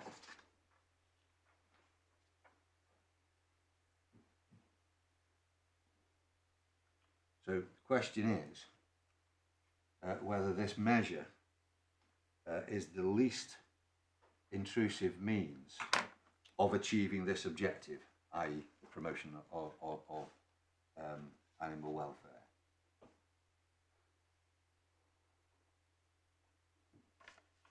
Now the judge deals, as we said, deals with this very shortly in the first half of paragraph 217. As you see the first sentence, he says, as to the third stage, I'm not satisfied that the aim could have been achieved by a less intrusive measure, namely effective regulation. Various alternative measures of regulation, licensing of users, etc., have been put forward at different times. It is far from clear what measures are proposed and how and whether they would work in practice. Moreover, as Mr. Justice Peterson observed, albeit in the context of proportionality, i.e. the full stage, regulation would address only the concern about potential misuse, and not in particular the harm arising from the electric shock itself. On any view, regulatory measures are likely to be complex, and what is more, to impose a cost and time burden on businesses and the regulator and the consumer, in my judgment, suggesting the ministerial submission under option 4, the alternative regulation has not been shown to be a less intrusive or less costly. So, unpacking that, there's a number of reasons that the judge gives. Firstly, he says it's far from clear what measures are proposed and how they would work in practice. But as we've seen, there's been there was ample evidence before the Secretary of State of a range of regulatory regimes and how they work in practice. He's simply wrong to say it's far from clear what measures are proposed and how they would work in practice. Secondly, the judge... But Ms. Wise, isn't there a difference between evidence about a range of measures which have been adopted in different jurisdictions and what measures would be proposed here? Well, it's proposed that one of the alternative regulatory models be adopted. That was what my clients proposed to the Secretary of State.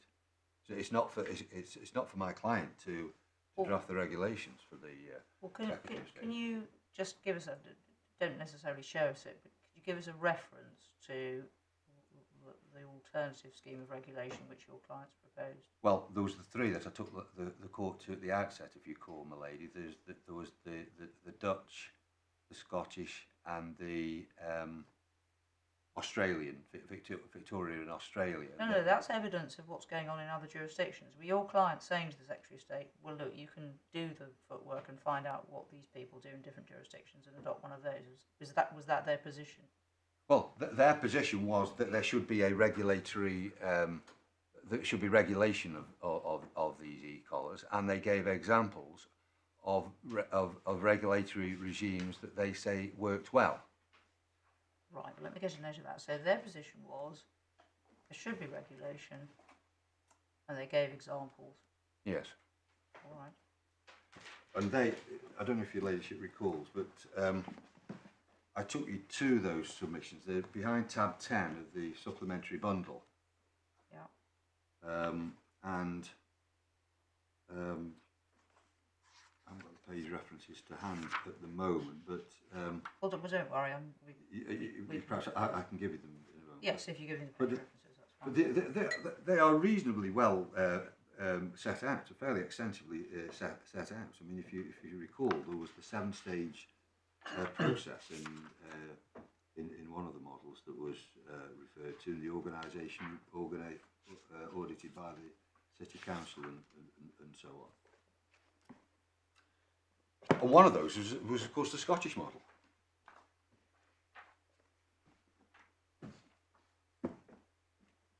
Right. But that's not the point. The point is that the point we're concerned with here is whether there's a least intrusive means of achieving the aim of protecting animal welfare.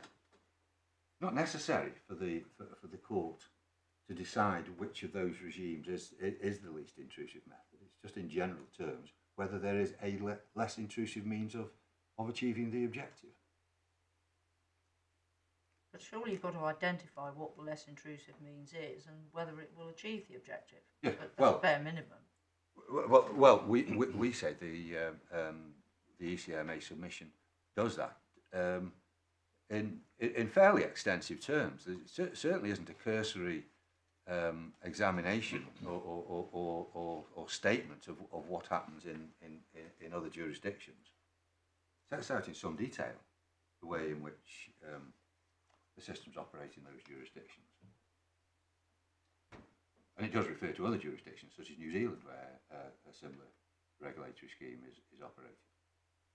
Now, is that a decision on this challenge for the Secretary of State to take, or is that a decision for this court, or the court?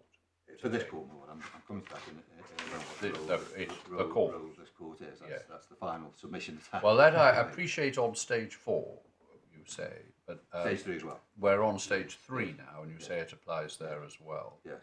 But that would involve the court itself having to trawl through these various alternative regimes and conclude that one of them or bits of them put together would constitute a less intrusive regime. I mean, All the court is required to do, my lord, is consider whether there is a least intrusive regime. The fact that there are... but it's got to be effective as well, hasn't it? Well, the fact The that... court would have to determine its efficacy, would it? Well, there's no question about the efficacy. Why do you say that? Nobody questions that. There's no evidence and no suggestion that the regime operated in Scotland, the Netherlands, New Zealand, Victoria and Australia aren't fit for purpose. No. If there were, then your lordship is right. Then if there was a dispute as to it, then that would put the court in a more difficult position. I fully understand that. Right. That's not the position here, however. Right. So that was the first of the reasons given. Not clear what measures are proposed. Then he said regulation would only address the concern about potential misuse and not the harm arising from the shock itself. But that, we suggest, makes no sense, because the judge, the Secretary of State is content for the harm of the shock itself to be administered through the containment systems. He hasn't taken a view that an electric shock or pulse of a particular type is inimical to animal welfare and therefore should be banned, and banned a lot of them. Hasn't done that. He's banned them given in some areas and not others.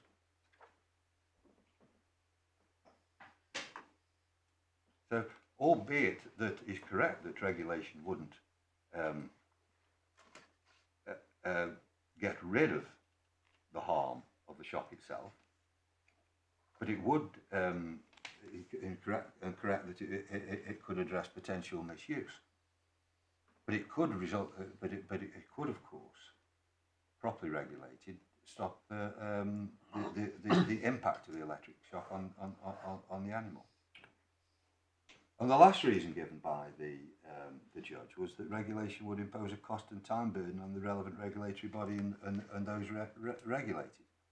But as the evidence in the consultation showed, from the ECMA and the one that is reprinted in the response document, the cost of regulation can be borne by the user, as it generally is in these sort of areas.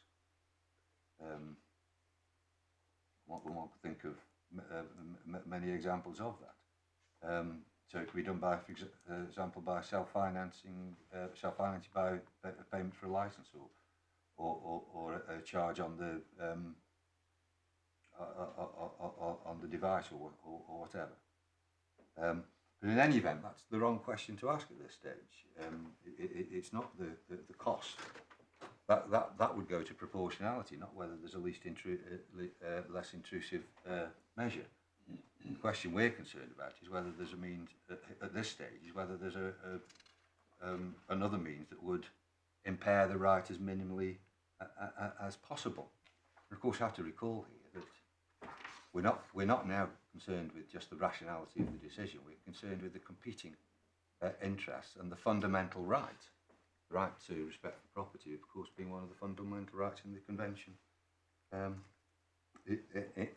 itself. Now, the approach to this issue, A1P1, is, we say, helpfully informed by what Lord Sumption said in the Bank Mellat case. We have Bank Mellat at an extract of Bank Mellat at AB behind tab 9 of the bundle. We have copies of the full judgment in court if the court requires it. If I can take your court to that this was a case of rationality and A1P1, obviously in the commercial context. The court will no doubt recall the background to this case, which was that an order had been made prohibiting persons in the financial sector participating in any transaction or business relationship with Bank Mellat because of what it said it was its connection with Iran's nuclear weapons and ballistics programme. Obviously very different territory than the present territory, but Lord Sumption gave very helpful guidance on the approach of the court in these sorts of cases. And if we can pick up his judgment, it starts at page 763 of the report.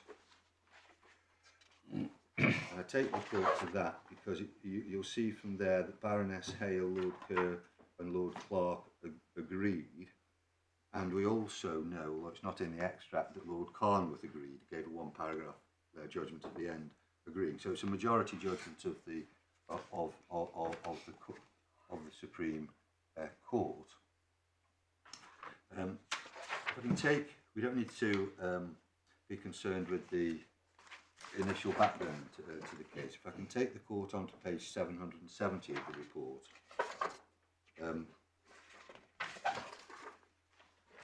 Before I go on, we're concerned with the extract. We're going to be looking at the extract that goes from paragraph 20 through to paragraph 27, which finishes at 774. So we're not concerned with extensive sections of this judgment.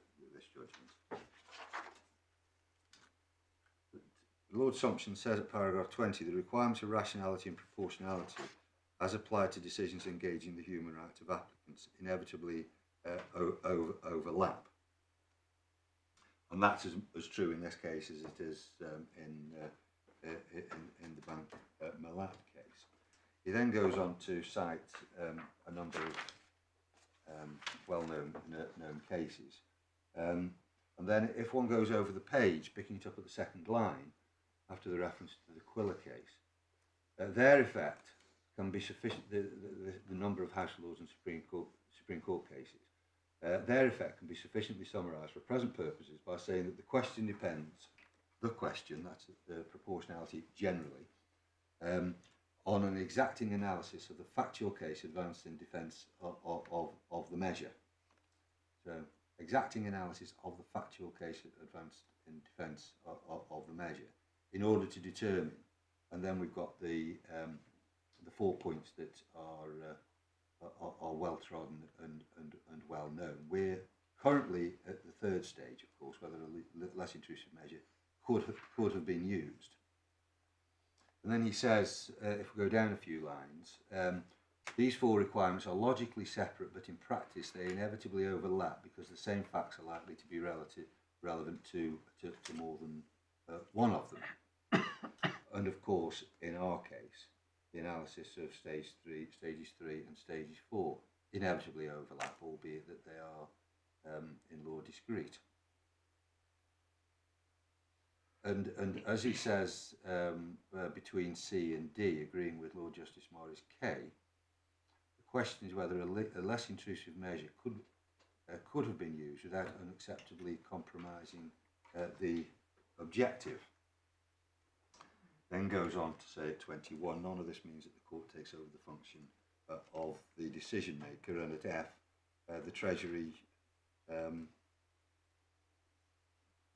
is to be allowed a large margin of judgment.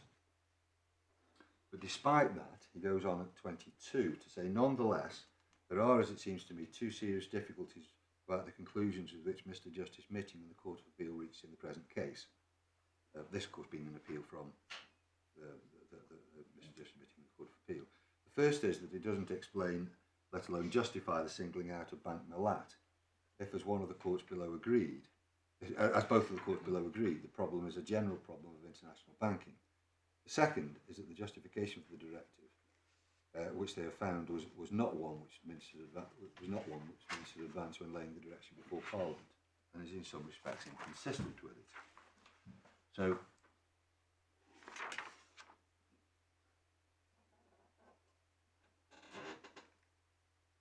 and then we go at paragraph 23, something concerning the particular facts of that case. And you'll see towards the bottom of that paragraph between F and G,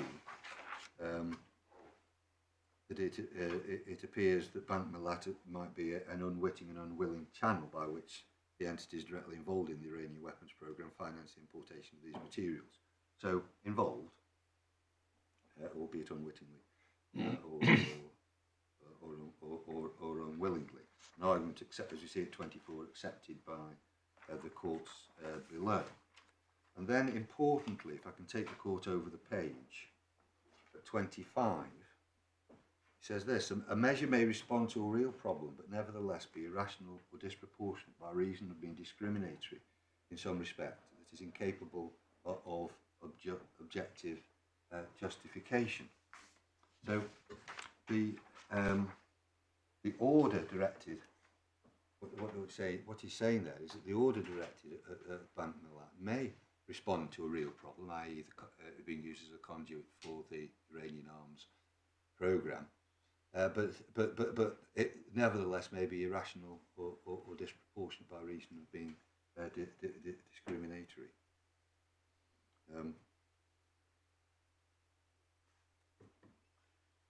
And then at 26, of course, making the point that every case depends on its own facts,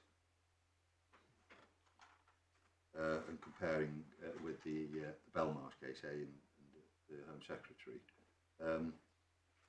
and saying that that was an Article 3 case, I think, the A case, and saying that the present case isn't in the same category of human values, i.e. property isn't to be affording the same value as human life, but he says the principle is not fundamentally different. So the court's analytical process must be of a similar order. And then in conclusion, if we go over the page to 774 between A and B, but I think the distinction between Bank Mellat and the other Iranian banks which are at the heart of the case put to Parliament by ministers was an arbitrary and irrational distinction, and that the measures as a whole were disproportionate. This is because once it is found that the problem is not specific to Bank Mellat, but an inherent risk in banking, the risk proposed by Bank Mellat's access to those markets is no different from that posed by the access which comparable banks continue to enjoy. Moreover, the discriminatory character of the direction must drastically reduce its effectiveness as means of impeding the Iranian weapons programme. As the Exchequer Secretary herself pointed out, as long as all financial sanctions and relevant risk warnings are complied with, alternative banks may be used. So that goes to the effectiveness. Nothing, Lord Sumption says, in the Treasury's case explains why we should accept that it is necessary to eliminate Bank Mellat's business in London in order to achieve the objective of the statute, if the same objective can be sufficiently achieved in the case of comparable banks by requiring them to observe financial sanctions and relevant risk warnings, etc. And he goes on then to conclude that the direction was unlawful in its incidence and disproportionate to any contribution that it would rationally be expected to make to its objective. Now, the question then, what do we derive from that? And the first point we must say is that those are general principles elucidated by the Supreme Court there, not particularly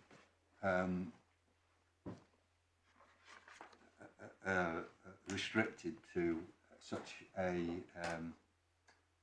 we wouldn't say extreme case, but such an unusual case. What he says, what do we derive from this? Firstly, that even in areas of national security, the relevant facts and reasons for the measure are to be subject to an exacting analysis. The mantra of margin of judgment is not a get out of jail free card. It wasn't in Bank Mellat, and it isn't here. Now,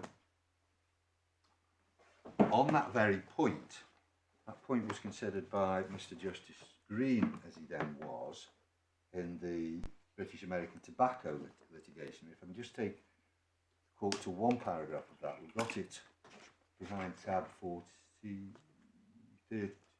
in the authorities bundle. This is another A1P1 commercial dispute that went to that came before the courts. I think it finished it went to the Court of Appeal, but yeah, I'm not sure it went to the Supreme Court or not. this was the plain packaging litigation. Yeah. Very hotly contested because of the sums involved, as one would expect. We're not concerned with that. Can I take the court just to one paragraph, and that's it. That's paragraph 442 at page 1019.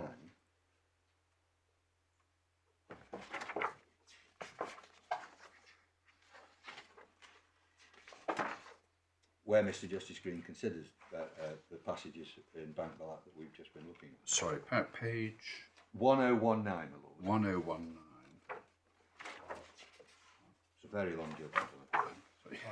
Yes, I just 101. I'm sorry about this. No, sorry, I didn't have a 101. No, I don't either. I'm afraid We've only got no. extracts. Oh, We Rather go from than very long 862 to 1097. that's very disappointing. I'm sorry about that. I've got it in mind. I don't have the. Can I read you the Yes, paragraph? please. Yes, because we can look it up. We'll Yes. get the. So and it's relevant paragraph. What's the paragraph? 442, my lord. 442 Page 1019 of this report. Of the report. Yeah. Okay. If I can read it to you and then tell you why I'm doing so. Yeah. Mr. Justice Green says, I've already observed that in Lumsden, the Supreme Court distinguished between the judicial task and the margin of appreciation. See also Gibraltar betting to the same effect. Even in cases where the margin of appreciation is at its highest, such as where the test for striking down a measure is manifestly inappropriate, it is wrong to suppose that the court's scrutiny of the justification for the measure is cursory or perfunctory.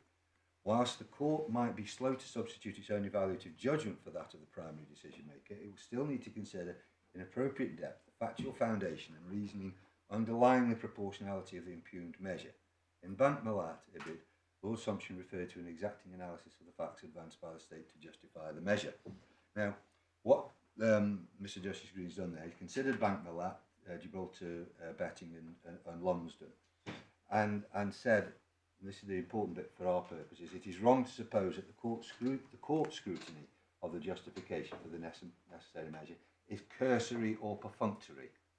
Now, that may well be another way of saying the exacting analysis that Lord Sumption said, but it's a very helpful description, we say, of the role of the court in cases such as this. We say, put shortly, that the court below in this case consideration of both stages 3 and stage 4 of the proportionality exercise was cursory and cursory or perfunctory. Two ways of saying the same thing, of course, but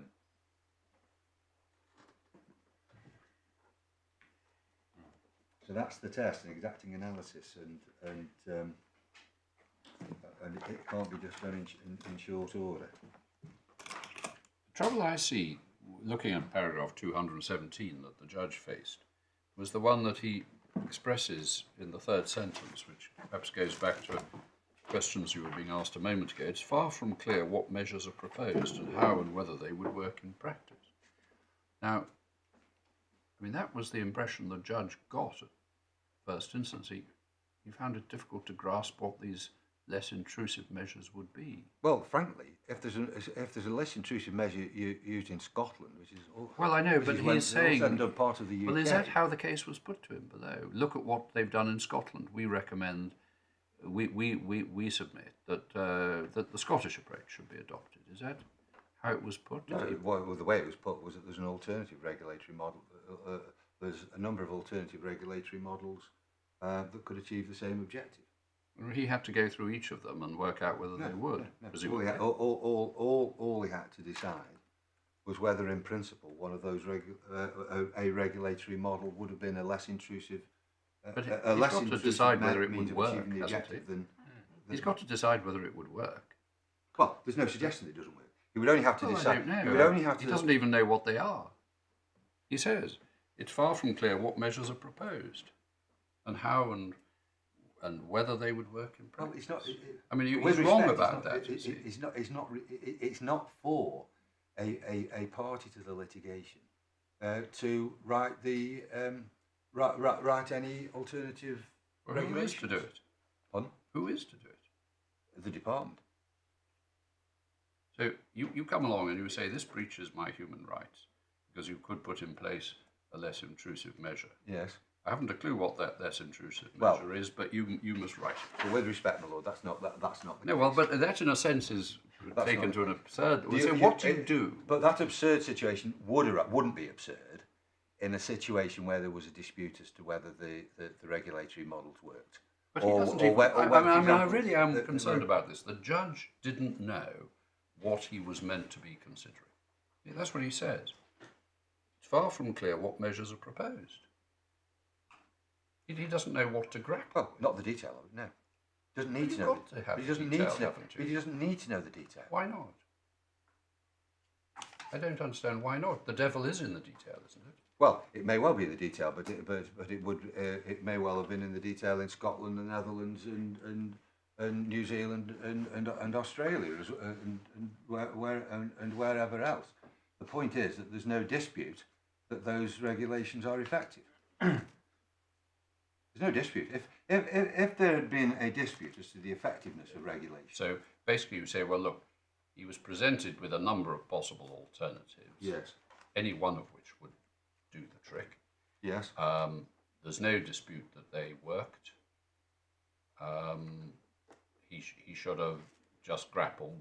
He could have just taken one of them, really. Say the He didn't Scottish even- model he and didn't said, even- he is didn't that even that didn't even have to go that far, my lord. All he had to be satisfied of was to whether there was an alternative means of addressing the problem. Just as in Lord Sumption's judgment in Bank Malat, he doesn't say what the Treasury should have done, but he said what they could have done. They could have imposed sanctions and put risk notices on the other banks. Yeah, it seemed the main concern there seems to have been the discrimination between Bank Malat and other banks. Yeah, but the discrimination here, of course, is the difference in treatment between the remotely held collars and the... Well, you didn't advance that in that context. What we're focusing on here is a different problem of or issue of less intrusive measures. Well, we are, my lord, but you'll recall that when I introduced the Bank Malat case, I was careful to point out that I think the first sentence of the extract that I invited the court to look at, that Lord Sumption said, issues of rationality and proportionality often elide. I can't remember Quite so, he did. You're quite right. or words to that effect. But this is a let me classic just case bring where this that- back to the This less is a classic case where that's the case, my lord. Classic. bringing it back to the stage 3. Yes. The less intrusive Yes. measures. Your criticism of the judge here is Yes. that he should, for example, have taken the Scottish model. I'm just taking one out of a number because you say any of them will do. Yeah. He should have taken the Scottish one. There was no issue that worked, and he should have formed a view as to whether that was a less intrusive measure. He could have done, but in our submission, he didn't need to go that far. Well, All he needed to do was he'd just say, well, there is evidence before me that there are systems which have been adopted in other countries, and that's good enough. but are effective. And it's not in dispute that they're effective. But what do we mean by effective? Because the point the judge is making is that regulation only addresses concern about potential misuse, but not the harm of the shock itself. So you can have an incredibly elaborate system of regulation, but how does any system of regulation deal with the problem that the judge identified in that paragraph? Which is the shock itself. Yes. Well, firstly, the regulation can deal with the shock itself, in that it can prevent unnecessary shocks being given, and the extent of the shock.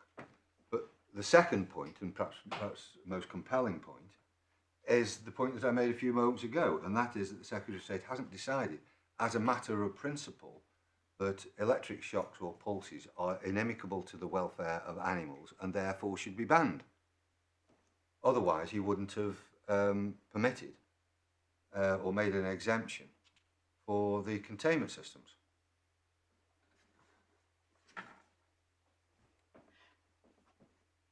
And I think the logic of your submission must be that in this particular situation, the mere fact that somewhere in the world one can point to a regulatory system which is one that works is enough to show that there must be a less intrusive alternative available.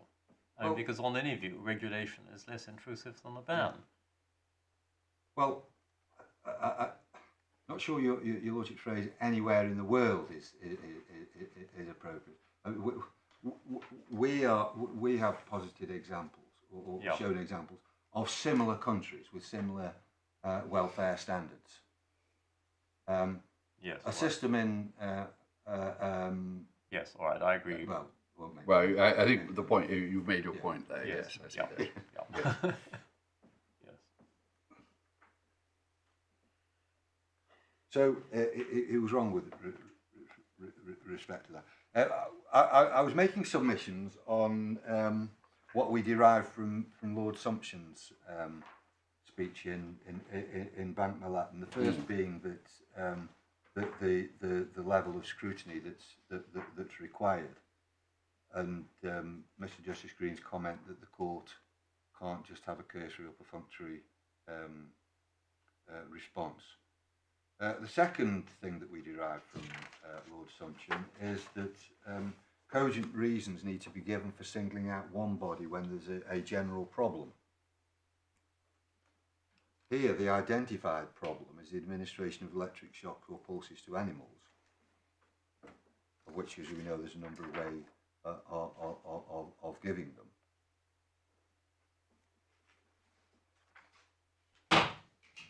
them.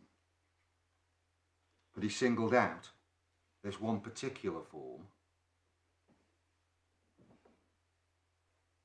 and it's what Lord Sumption said at paragraph 25 that's important.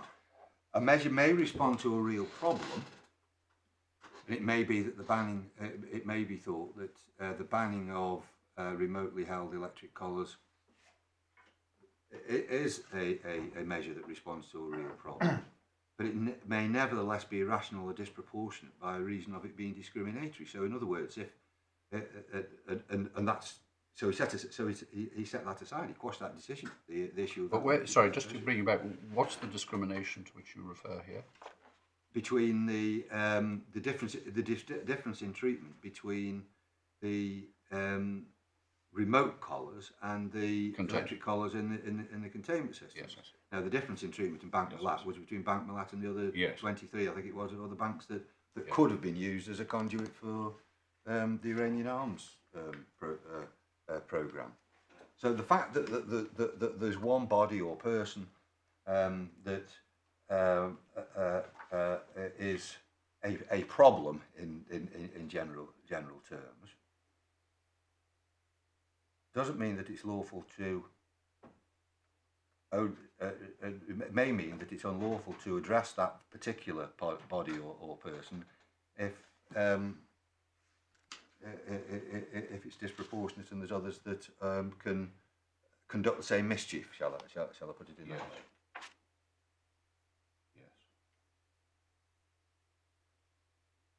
Which is perhaps a counterintuitive and surprising outcome, because we have seen in the papers, I think it was Mr. Justice Beatson said, as he then was said, the fact that one of the other means of administering electric shocks may be inimical to animal welfare. I can't remember how exactly he put it, but doesn't mean that it's wrong to ban this means of administering electric shock. But that's actually contrary to what Lord Sumption says in Bank Malat, and that's, of course, that's a fairly recent judgment, in a fairly recent judgment of the Supreme Court. Right.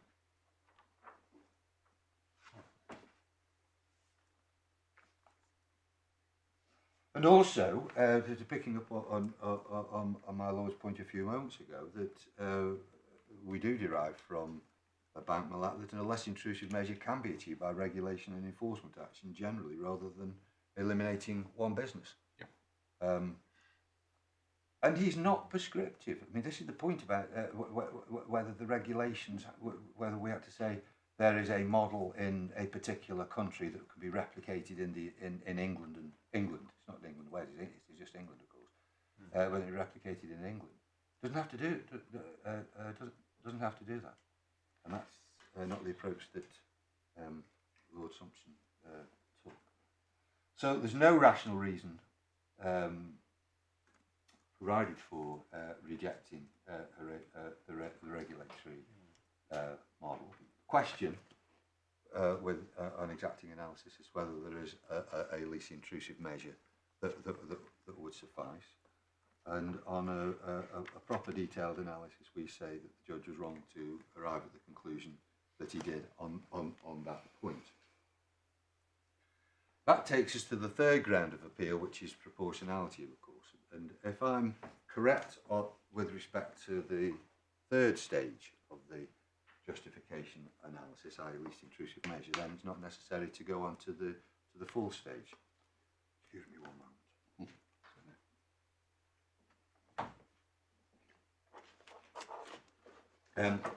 But the judge again deals with proportionality at paragraph 217. Deals with it in two sentences. We say that it's cursory and perfunctory. It doesn't exhibit the correct amount of analysis of the background facts. Now, that may come as a surprising proposition in a judgment that's some 222 paragraphs long. But the point isn't whether the judge has recited all the background facts in great detail. The point is whether there's been an analysis of the relevant and balancing of the relevant factors. And that balance is purported to be conducted in the two sentences that we've got starting at the bottom of page 134 and over to the top of page 135, where the judge says, as to the fourth stage fair balance, I give some weight to the proportionality assessment within the ministerial submission and the RTA, the triage assessment. I forget what the R stands for, I'll be reminded.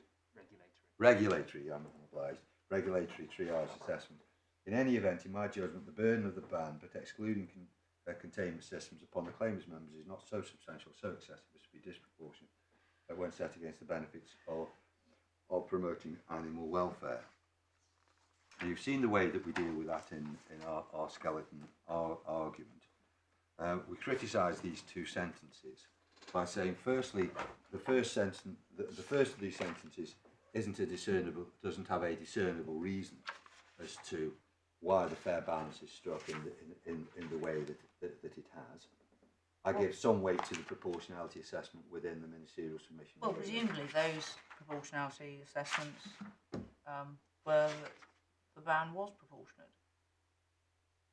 Yes, but we're concerned so why with isn't the there judge. Reasoning incorporated by reference in this paragraph? We're concerned with the judge's assessment of the yes, the fair but he's balance. entitled to give weight to the decision maker's assessment, isn't he? No, absolutely entitled. Of course he doesn't. It'd be wrong not to do so. So But what we why haven't- isn't the reasoning in those documents incorporated by reference in this paragraph? Because he isn't saying that that he agrees with the balance that has been struck in the. Well, he says he's giving them some weight. Yeah, he's giving them some weight. Absolutely, he's giving them some weight. And he's coming But to that the same doesn't- conclusion. But what weight is it?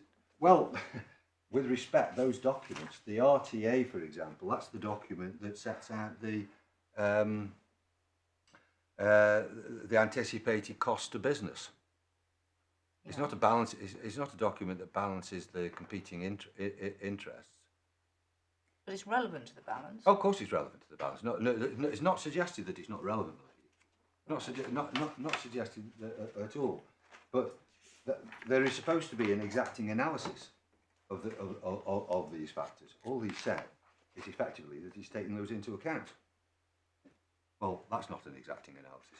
But what would an exacting analysis look like? Well, you'd have to say, for example, if on the RTA, on the financial detriment to my client's businesses, he'd have to say whether he agrees with it, because before him there was conflicting evidence.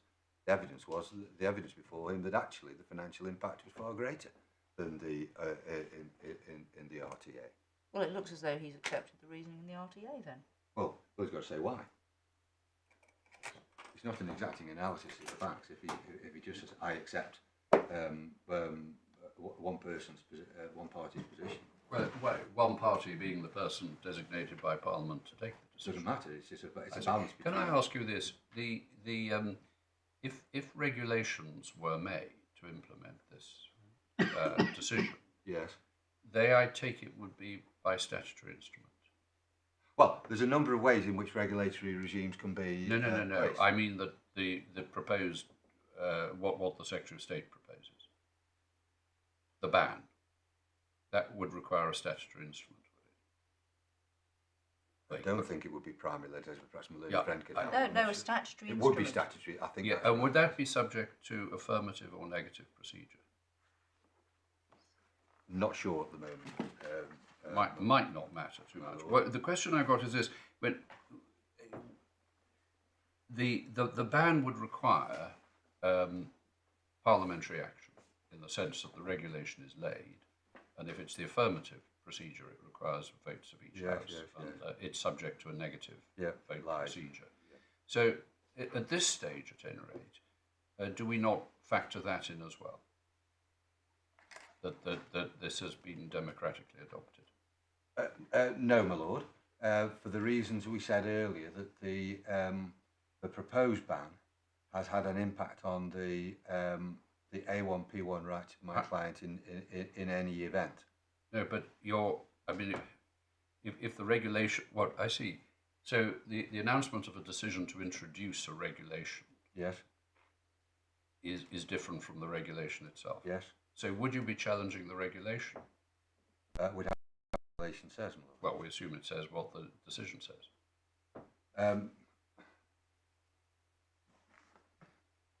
Well, I'm not instructed on that point, my lord. Well, slightly. It would be unwise of me to say. Right. I suppose the point, Mr. Wise, is that you are challenging the decision to make a statutory instrument in due course, which in due course will be approved by whatever process Yes. is required for SIs made under this legislation. Yes. But in the meantime, parliamentary sanctions, in a sense, irrelevant because the time for that hasn't come yet. Yes. You're challenging something at a stage before that. Yes. And in that period, in the meantime, there is a detriment to the property rights of my client. And that's the Breyer point.